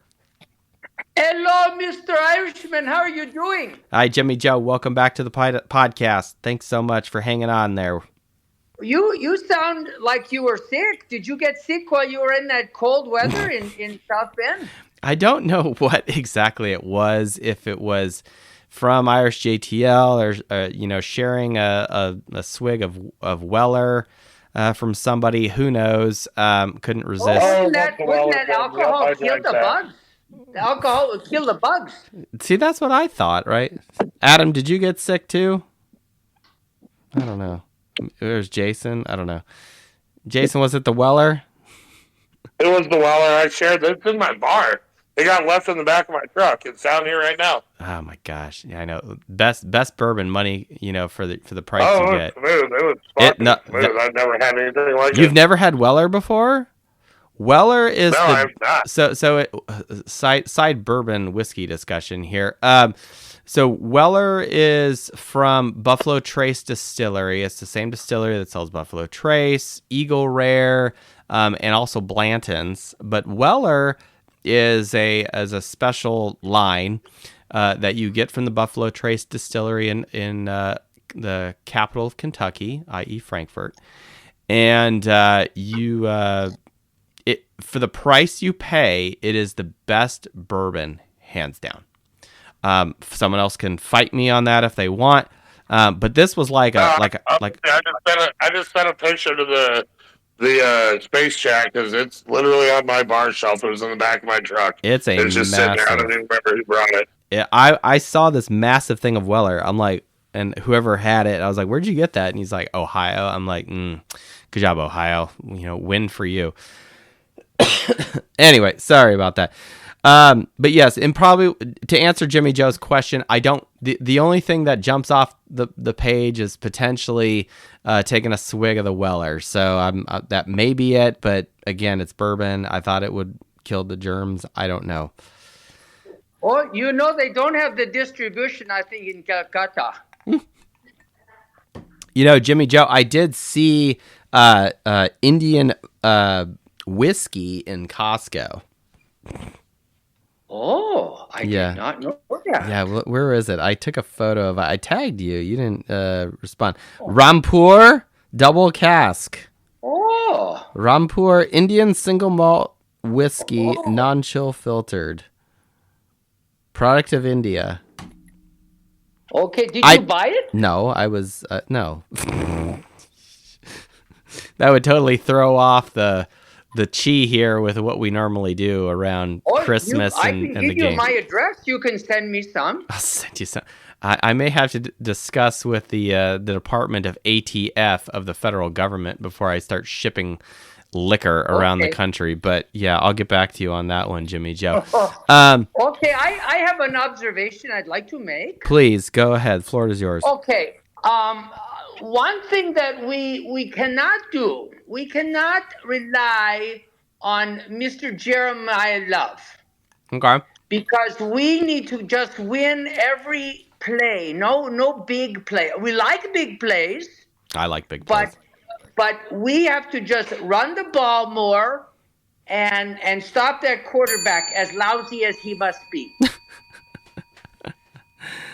So you're saying like we don't need to go for flash and bravado, and we don't have to worry about impressing anyone over at ESPN on a highlight reel, right? You're saying I like when it happens. Oh, and me too. But you're saying like that should not be the cornerstone that the church is built on, if you know what I'm saying. Oh yeah, it's like when you look at all the yards, you can't say, half of it was because of one play. I mean, that's basically what the IU rushing game was. Is there something special to eat that you recommend to eat while watching the Georgia game? Like sometimes people make nachos or they do something, to get into the spirit. Yeah, I mean, typically I do nachos. That's kind of my thing. Look, this is what I tell people. You do whatever you have to do, okay? If you got some weird thing that you do from a superstition or, whatever, hey, do that, okay? Go where the spirit calls you, right? I'm kind of a nacho guy. It's kind of like chips and salsa is my favorite snack, period. So I don't know, just like like for me, I've kind of moved away from just making a giant mess in the kitchen and stuff, like and this game, at least for our East Coast friends, the game starts at 8:45. It's probably gonna be closer to 9 by the time they fucking kick off. It kind of also will depend on how late that Rose Bowl game before us goes. So who knows about all that? We're the last game of the New Year's Sixes, period. Tomorrow, my Broncos of Boise State. Yes, my second favorite team. I will be rocking my Boise State hoodie all day long tomorrow. Taking on Penn State. So fuck the Nittany Lions. Go Broncos. We've got Boise State going on, which is funny because that's the after a Notre Dame victory, that's who we play. The victor, the winner of that game.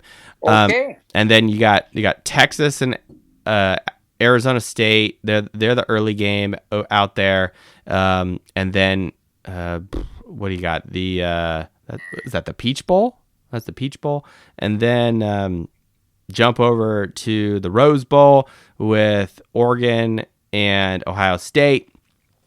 Kind of like a rematch. And that Ohio State's pissed right now because they played angry when they came out against Tennessee. Okay, that game was over super fast. Okay, which actually surprised me and a lot of people I know who are Buckeye people. So they were not expecting that. So we'll see how that game goes, but and then we got the late game. So if you want to do nachos, that's kind of what I do. Usually, I'm not planning to do anything big, but again, for me, it's a little different because of the time difference, and the game is starting so late for me. I was supposed to quote return to work on the 2nd. That's not happening, which reminds me I should send a note to my manager saying I'm taking Thursday and Friday off, but that's okay. It's the beginning of the year. I got PTO, so I'll just start the year on holiday. Okay. I don't know if that answers your question, Jimmy Joe, but Okay, I just don't want to be playing catch up. 2 minutes left, and then we have to have Mr. Riley have to put something together to go across the whole field to score. Yeah. I mean, we'll see with Riley Leonard. I mean, he's been a lot. His completion percentage is getting better. I was about to say that he's getting smarter with the football, but then I'd have to check myself at the door here because his first pass was a fucking pick. So against IU, so that wasn't that's a little. Well, that really wasn't on him. It was just a tipped ball. Okay. No, I'm aware. I'm just saying it's just like okay, it's just. Okay, well, we're going to see you on the other side in Victory Land. That's the thought. That's the hope here.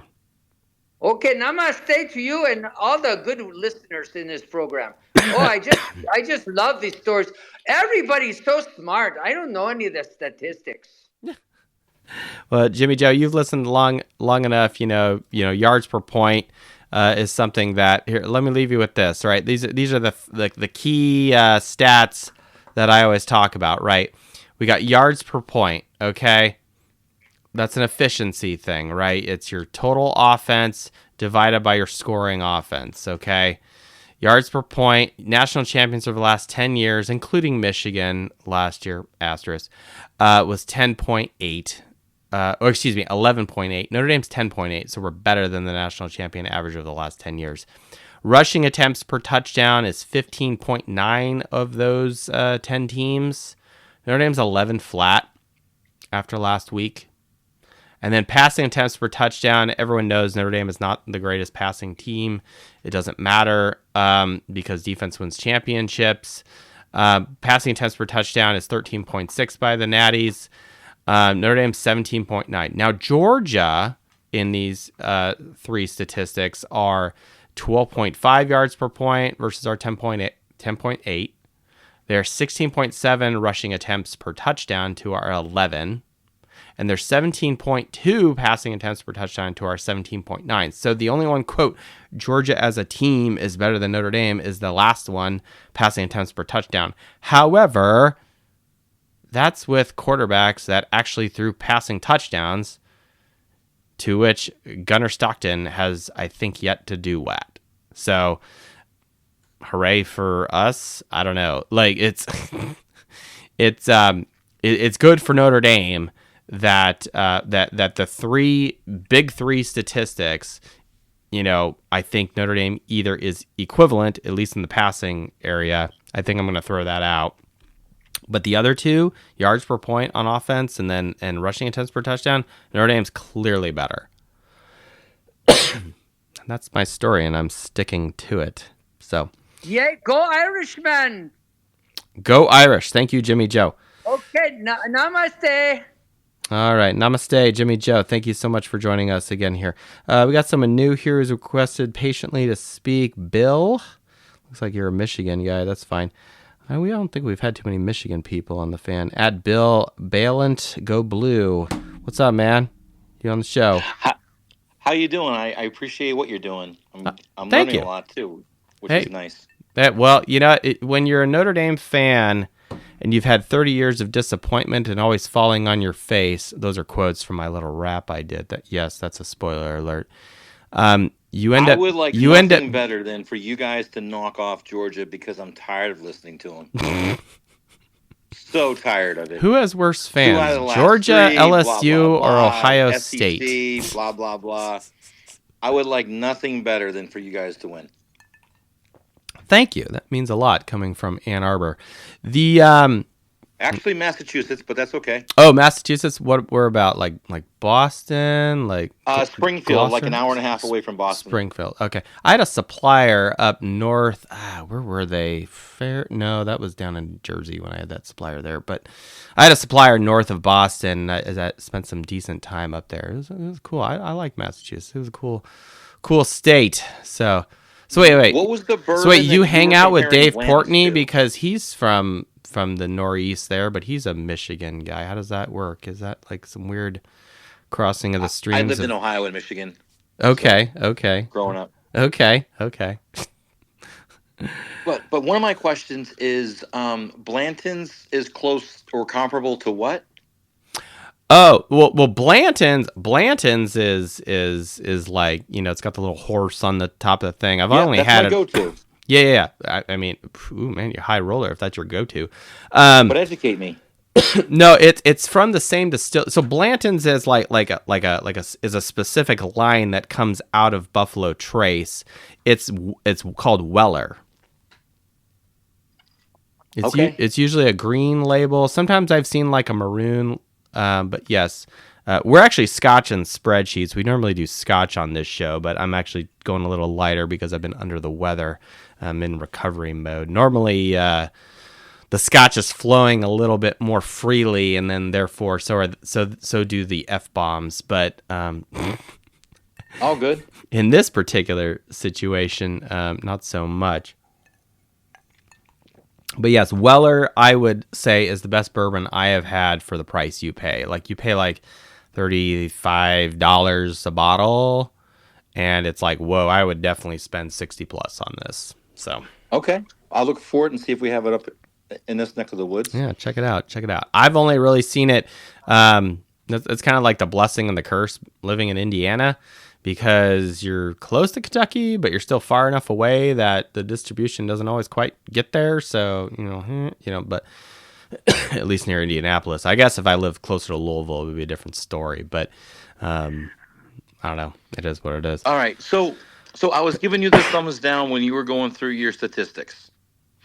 And my problem with your statistics is, the strength of schedule of Notre Dame isn't quite the same of like Georgia's strength of schedule. Agreed. And so when you're talking about the points, and I mean, Georgia's had to earn a lot more, which pains me to say, but they've had 3 or 4 cakewalks for sure. Yeah, but agreed. Still, their competition compared to Notre Dame's competition has been better. Oh, I don't doubt that for a minute. Absolutely, you're 100% right. We started the show earlier. We were looking at the record versus top 25 teams of Sagarin. I tend to use Sagarin because it accounts for that, right? With their opponent's record, right? And that's really all it is, right? And, there's no question if you looked at the teams Georgia played, who they've beaten, etc., and what the record of their opponents is versus the record of all of Notre Dame's opponents, etc., it's gonna clearly stack into Georgia's favor. No argument there. Georgia has wins in the top 25 of Sagarin, including Clemson twice over Texas, Florida, and Tennessee. But they have a loss both to Alabama and to Ole Miss. Now, Irish JTL, who was on earlier, was saying like, okay, that's fair, but the some of these wins that they got, like over UMass, they kind of struggled. They haven't looked. They gave up 21 points to UMass. That's terrible. That's my point, right? So I'm a UMass person. Like that's my neck of the woods. They're terrible. Don Brown got fired. Like for Georgia to give up 21 points and for someone to defend that, there's no defense. No. That's not what he's saying. What he's saying is that the fact that Georgia did struggle at times, and like what did Irish JTL? He said something like they had over 200 yards rushing. UMass did. Yeah. That's nuts. But their quarterback accounted for maybe 70 of it. So I think the bigger point was they struggle against a running quarterback, which Notre Dame has. Yes, we do. Well, and like look at Georgia's losses, right? Ole Miss, Alabama, both have running quarterbacks with Dart and Milroe, right? So it is possible that Notre Dame was kind of disguising that, and wasn't using that very strongly versus IU because, well, they really didn't need to, number one. And two, see, here's my problem. You can use the same argument with Notre Dame against IU as you can with Georgia and you guys. That's the same argument I made last week. Because IU on paper was better than Notre Dame, but they had played nobody. Now here's the difference. And let me go back 2 weeks here. Okay. IU's combined record was of all their opponents from FIU all the way down, including you guys, Michigan and Purdue, 1-11. Sorry, Purdue. We love you, Purdue, but you suck this year. IU's average record of their opponents was 5.1 wins, 6.9 losses, and their ranking in Sagarin of all their opponents on average were 86.4.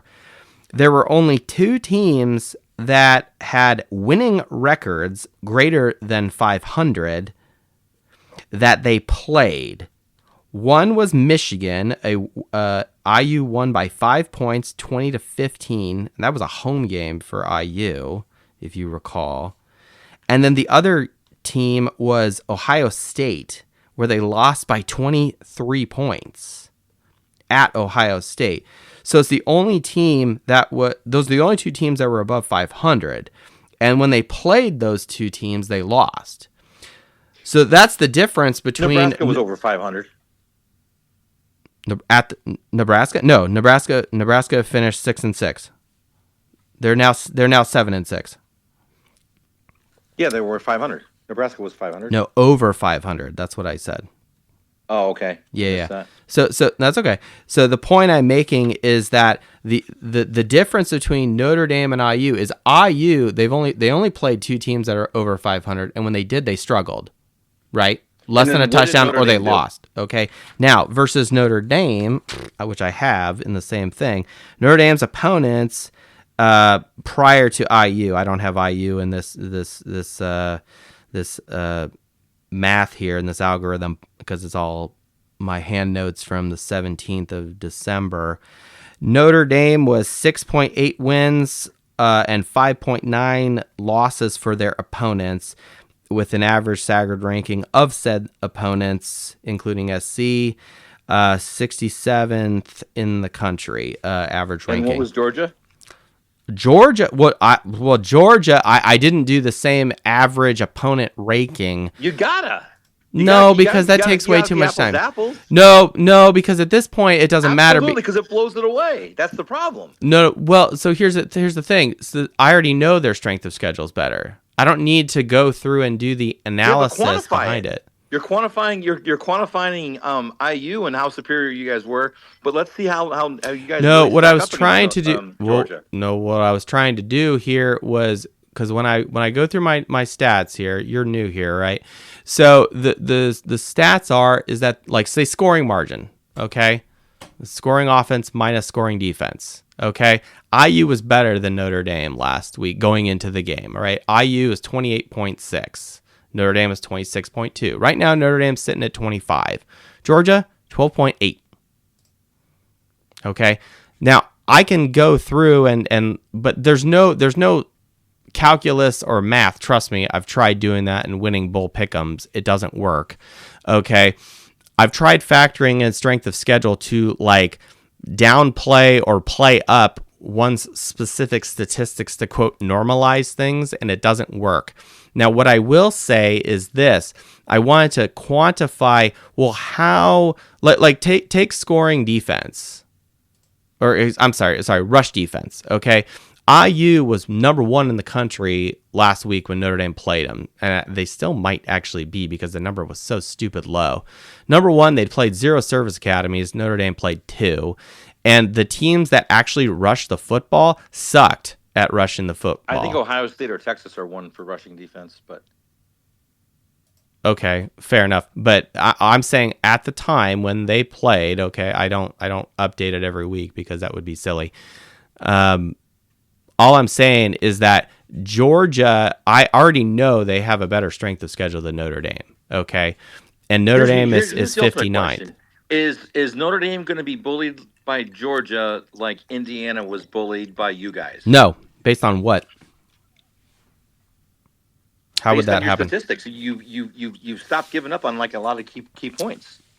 What do you mean the key points? What are you talking about? You're not factoring in Georgia's stuff. What are you talking about? You assume that scoring you know defense. that Georgia has a tougher strength of schedule, but quantify it out. Okay, all right. Total touchdowns. Notre Dame has 68 total touchdowns on the season. That's the number one most important stat. Notre Dame's third in the country. Georgia, 32nd in the country. They're 32nd in the country. They played shit teams compared to superior talent. It doesn't matter. It doesn't matter. You cannot compare. Let me do this. Hold on a second. Hey, I got the power here, man. Do it fairly. Here, I got the power. Do it fairly. Hold on. I got this, Jason. Jason, hold on. I got this. All right. Stats of champions. All right. We talked about how this is not the same Georgia of 2 years ago. Okay. The most important stat is total touchdowns. Georgia 2 years ago in 2022 was number 2 in the country in total touchdowns. They were also the previous year 5th in total touchdowns. Now they're in the 30s. They were still playing their big bad SEC schedule, okay? So it doesn't matter. What I'm saying is they have dropped off by about 30 points from where they used to be 2 years ago, okay? Strength of schedule aside. Oh, by the way, the strength of, hold on. Hold on. Strength of schedule. Who are you, Michigan? Who is Georgia's schedule? They got blown out by Ole Miss, almost lost to Kentucky, got boat raced by Alabama, and beat Texas, who is equivalent to Notre Dame. Texas hasn't beaten anybody anyway. So who is this big, bad fucking Georgia schedule you're talking about? We beat Georgia Tech. Strength of schedule is devised based off of only the record of your opponents. Rankings of human people. Right. So they rank Missouri 23rd, who barely can beat fucking Iowa, who was 7th in the Big Ten. They rank fucking Texas A&M and LSU way high, who get both beat by USC. I don't want to hear this shit about Georgia's strength of schedule. LSU's a shit team? Why is Georgia 48th in the country in scoring rushing touchdowns? Yeah. Why is Georgia 35th in the country in total defense? 28-10 by Ole Miss. Why did Georgia lose to Ole Miss? Why did Georgia lose to 3-loss Alabama, who got blown out by Oklahoma? Your only wins, really, all year are Tennessee, who got boat raced by Ohio State, and Texas. And Texas, the only teams that they played, which were they lost to. So Texas is mid, Alabama's mid, Tennessee is mid, Ole Miss is mid, and you guys are propping your schedule up on those fucking teams? Compared to who you played, absolutely. Who? The garbage of the ACC that you guys almost played, lost absolutely. to Kentucky, bro. You almost lost to Kentucky. Is Kentucky going to go win the Big Ten? I'm not a Georgia fan. You're defending them, Michigan. I'm a Michigan fan, but I want Notre Dame. Are you ready for tomorrow? I want Notre Dame to not get bullied for once. We won't get bullied. I've got flashbacks from fucking Manti Te'o and that whole disaster from when the last time you guys were in there. Bro, that was so long ago. Like, I don't know why Joe just laid out for you 8 different stats on why Georgia's not Georgia. Yeah, Georgia is And not you're talking Georgia about of yore. 12 The years stats are ago. flawed. You're talking about 12 The stats are years not ago. flawed. I guarantee you. No team is doing what Notre Dame is doing.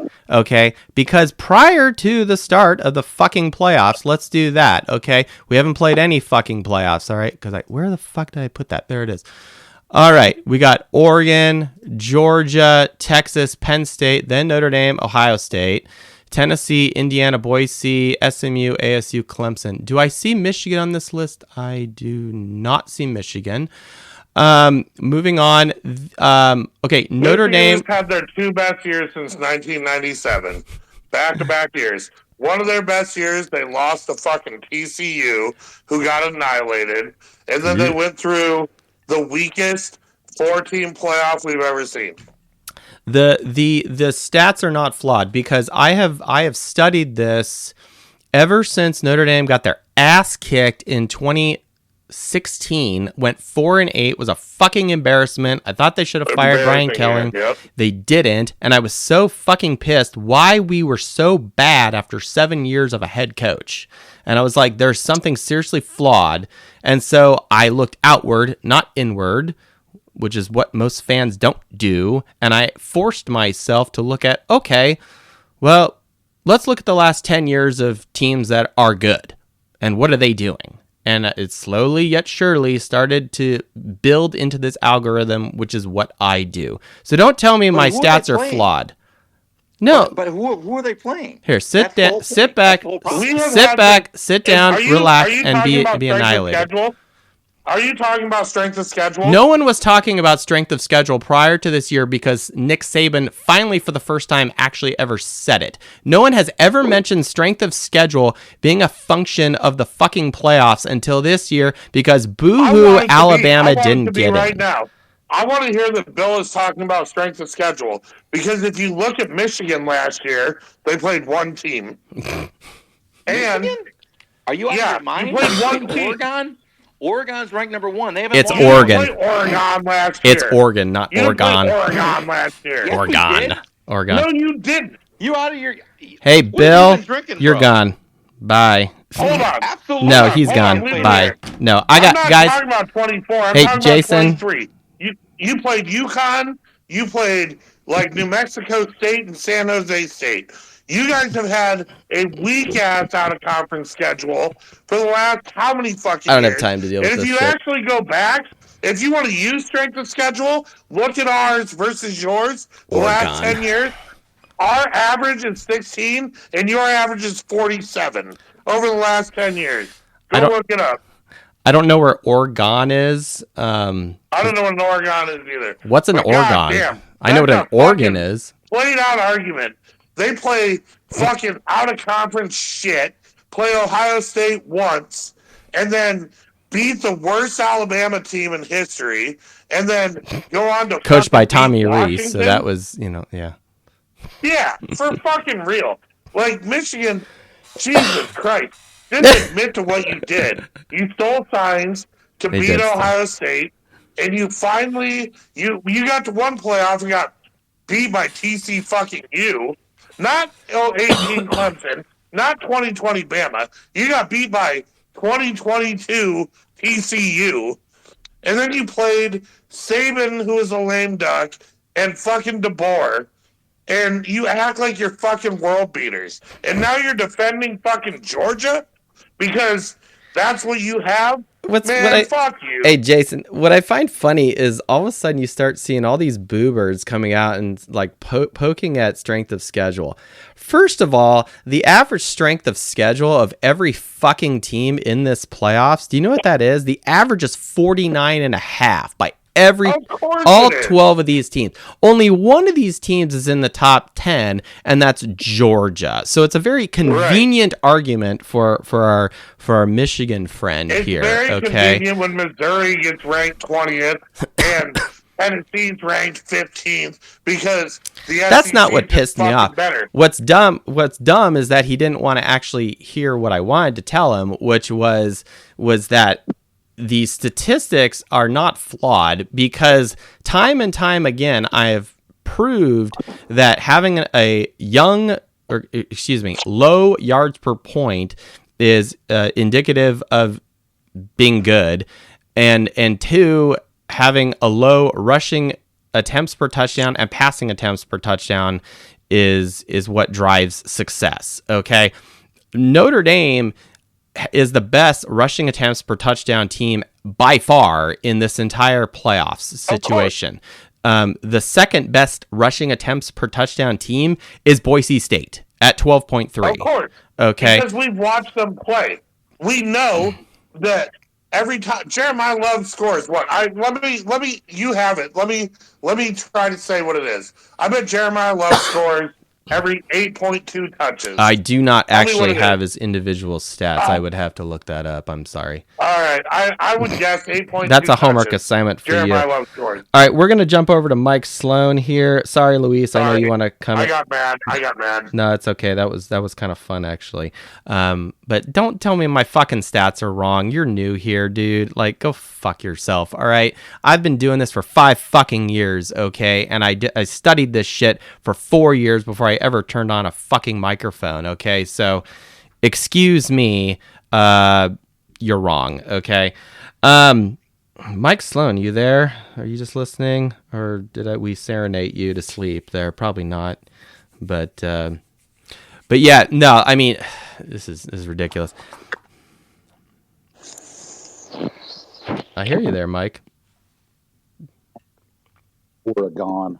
I don't have the right map. Give me a minute. Yeah. Find the Oregon. Yeah, it's Oregon. Okay. People from Oregon call it Oregon. Okay. They also say haba over there. So let them talk. The time for talk is almost over. Thank God. I'm ready to get it cracking. I didn't understand it. He was like, "Oh, I want you to beat Georgia," but then he was like, "Oh, but your strength of schedule is not good." What? I don't understand. Like, no one gave a shit about strength of schedule before this year.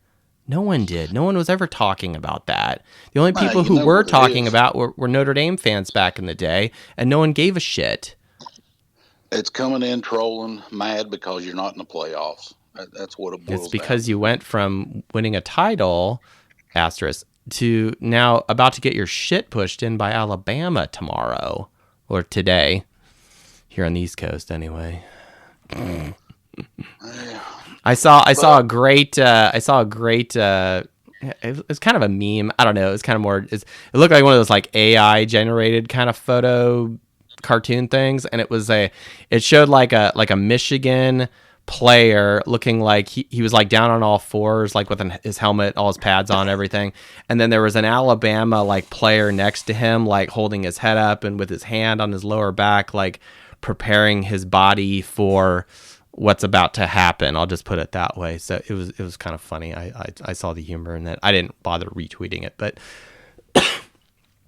Mike, I'll give Michigan their flowers. They won a natty, but they did win. I'm not gonna take that away from them. I'm just saying, right, but don't come in here acting like your strength of schedule has been something to fucking write home about. You played UConn, Fresno State, and fucking San Diego State, and then you went through the Big Ten and played Penn State and Ohio State and called it a day. Let's not act like it's a gauntlet. Yeah, it's true. Let's go to Mike here. Mike, what's your thought on this Georgia game? Ready to get it going. I've only really have a couple of concerns. I think one of the keys is going to be sending the heat, putting a lot of pressure on this Gunner kid. I don't think he can handle the stage, and I don't think he can handle the pressure of what kind of game it is and having to put himself on the line. The concern is the line size, both sides of the ball. Mm-hmm. Those guys are like refrigerators. Are you concerned about our depth and how we've taken so many injuries on the defensive side of the ball? Not really. I mean, just for the fact that the next man up strategy seems to have been, it's paid off all year. I think defensively we're fine. It is a system that does look like the defensive system is what is driving success, not individual talent. Right. And, the defense seems to, for years, it seems to be the backbone of the team. like I said, I noticed that Georgia has a tendency of they're good at throwing their hands up, like anticipating a Yes. pass. And Yes. I'm worried that Riley, if he gets in a passing situation, he's he's if he gets tunnel vision and is not paying attention, he's going to throw right into that. But again, I'm the kind of guy that looks at all the possible negatives, you know what I mean, to try to avoid them. But I think we're going to be fine. I think we're going to jump out to an early lead. They're going to try to play catch up the second half, and I think the defense is just going to be too much for them. I think we have a pretty convincing win, and it's going to lift the cloud over the program, and to where media and all that's finally going to say, hey, these guys are for real. So get through it, knock this one down, 2 more to go, we're home. Yeah, I'm with you there. Yeah, no, I do. I'm a little.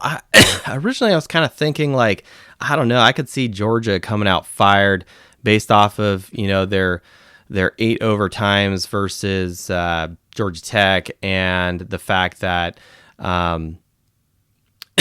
Kirby Smart is an experienced coach who's been here before type of situation. So he'll have his team locked in. Originally, I was actually thinking that they were going to come out really high and that actually take a lead against us. And now I've kind of started walking that back during tonight's show. So now I don't even know what to think. But I do not underestimate, and I know you don't, but I personally am not underestimating Georgia at all, because we know they have talent, like you just said. They've got some big boys up front. We cannot ignore their recruiting depth, which is deeper and better than Notre Dame. So we cannot ignore that. I believe that the system we have and the statistics that we have put out will sustain us, and will ensure us the victory. Assuming we take care of the football, we don't turn it over, and we let the game come to us, and we play Notre Dame football, right? We play our game, and we don't flinch. Oh, for sure. And I think it's going to come down a lot too. We're going to have a chance to really see what the coaches are all about, the adjustments that they can make. I don't see us running right up the gut just because of their size, which is kind of a head scratcher, because how are these other teams that's putting up a lot of rushing yards on them? How are they doing that? I mean, I haven't really watched them. Yeah, that's definitely a film study type of thing that I'm not equipped to answer, right? Because I don't just sit back and watch Georgia film in my spare time. Obviously, I'm taking care of 2 little kids, but yeah, no,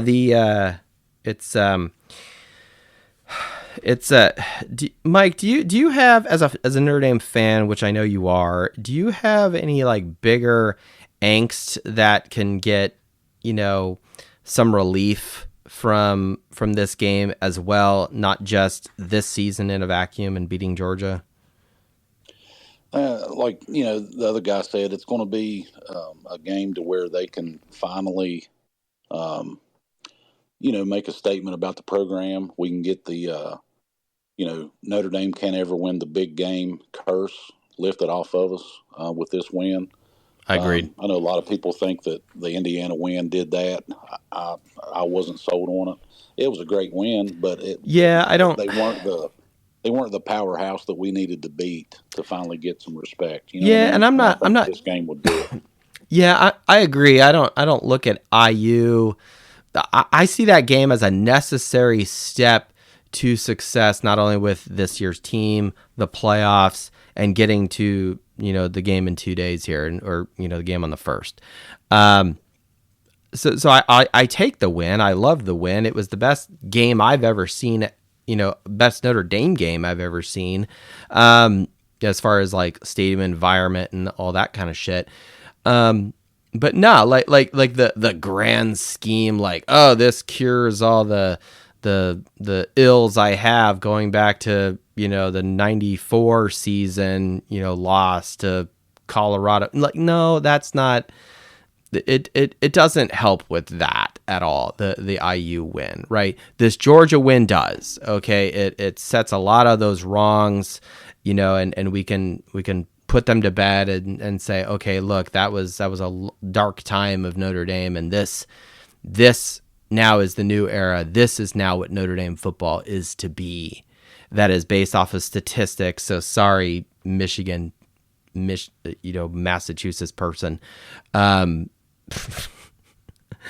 statistics that Notre Dame is doing is proving to me and showing to me that we have this isn't just rose-colored glasses here, Mike. I'm coming in saying Notre Dame's going to win because look at the fucking numbers we're putting up versus the numbers that Georgia's putting up. Okay, Georgia's not even sniffing top 25 in statistics that actually matter. I don't care what your strength of schedule is, because you know what happens? The team that wins the national champion, you know what their strength of schedule ends up being? Number 1 every fucking time. Okay? So and how do you get there? Because you ended up playing good teams in the playoffs. Okay? Notre Dame beats Georgia, a team with an 11-2 record right now, the quote SEC champion, and right now the number 4 team in Sagarin, or where the fuck they are. Okay, yeah, that's huge for Notre Dame from a strength of schedule, whatever standpoint. But no one cares about that, right? What I care about is survive and advance and moving on. And if we win by 1 point, I'll be happy. We win by more, I'll be happy too. Oh yeah, I mean, when you look at this Notre Dame team, we have the tools to beat Georgia, no doubt in my mind. I'm actually more concerned about this game than looking ahead, at the potential game with whether it be Penn State or Boise. Yeah, I would be less worried about that game than this one. Yeah. Just based on who they are. I mean, it's well, why not, Georgia, right? You know what they're capable of. You have to respect them. You know what they can do, what they're capable of doing. But like you said, they're not the Georgia 2 or 3 years ago either. And Kirby Smart has 8. There's a tab in the spreadsheet. I don't bring it up too often, but this is a good time to bring it up. Kirby Smart has 8 New Year's 6 wins under his belt, and that includes titles, his 2 titles. 8. That's fucking crazy. Okay, 8. We have 0 in 30 years. So, Daba Sweeney also has 8 on there if anyone cares, and he has 2 titles as well. Saban left with 12. Franklin, believe it or not, is next on this list with 3. So a lot of the guys that ever since I started keeping tabs here, I think going all the way back to 2010 is when I started doing this. And those are the top 2 guys. So I think we're going to be fine. I mean, we definitely need to come out energized, ready to go. They need to keep their foot on the gas. Although I feel we should have hung 50 on Indiana, but it is what it is. Yeah. But definitely, I think they need to have the Texas A&M tunnel energy from start to finish. Amen.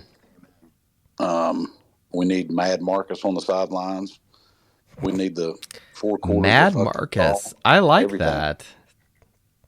Yeah, it's they've got to be pumped up for sure. Mm-hmm. But I think we're going to be fine. I'm looking.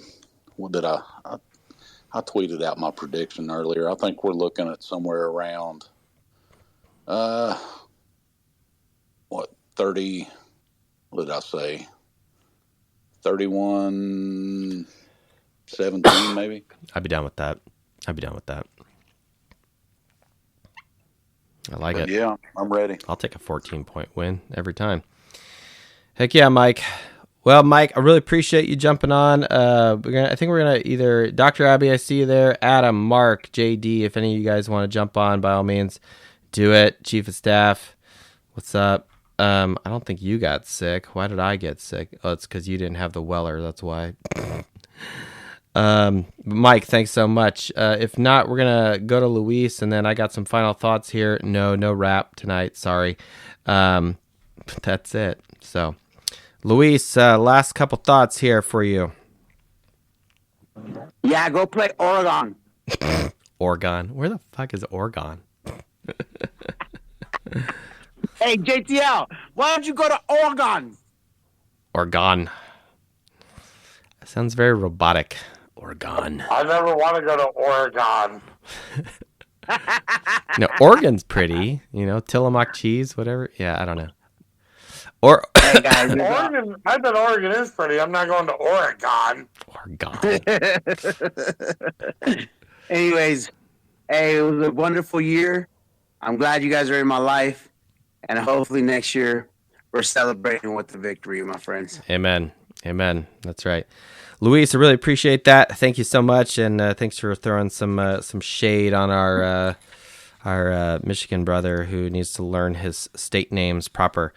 What's funny is I make fun of the doc. She has her accent from the Pacific Northwest as well, and she'll say some words differently. I won't go into detail here. I wanna not give her too much grief live on the air here. Not that she listens to the show, because she doesn't. But the point is, it's a thought that counts.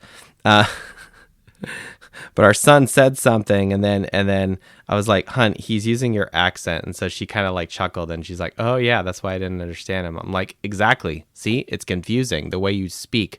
So, anyway. Oh, I have trouble pronouncing words. Maybe I would say Oregon wrong too. Jimmy Joe, oh gosh, well, Jimmy Joe, you're like batting uphill blindfolded here, moving to United States from India. You know what I'm saying? Like, do y'all refer to it as Oregon over there in Idaho? I don't think so. Oh no, but I'm learning how to say it. No, it's definitely not Oregon. I'll tell you that. People who don't know are the ones who say that. They just look silly. Anyway, it's kind of like Gonzaga, right? People don't say that right either sometimes, but that's a whole other thought.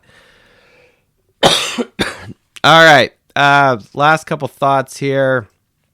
Thank you everyone for joining us. We always go 2 hours. Why? I don't know. Well, it's because we picked a fight with a Michigan fan. I knew I shouldn't have done that, but we did. It was kind of fun. 1994, -5. 1995, -17. 2000, -32. 2005, -14. 2006, -27. 2012, -28. 2015, -16. 2018, -27. 2020, -17. 2021, -2. Average, -18.5. Standard deviation, 10. If that doesn't piss you off, don't watch this game. Don't watch this football game if you don't think Notre Dame is going to win. Don't watch this football game if you don't want to right any of those wrongs from 1994 all the way to 2021. 10 New Year's Sixes in a row.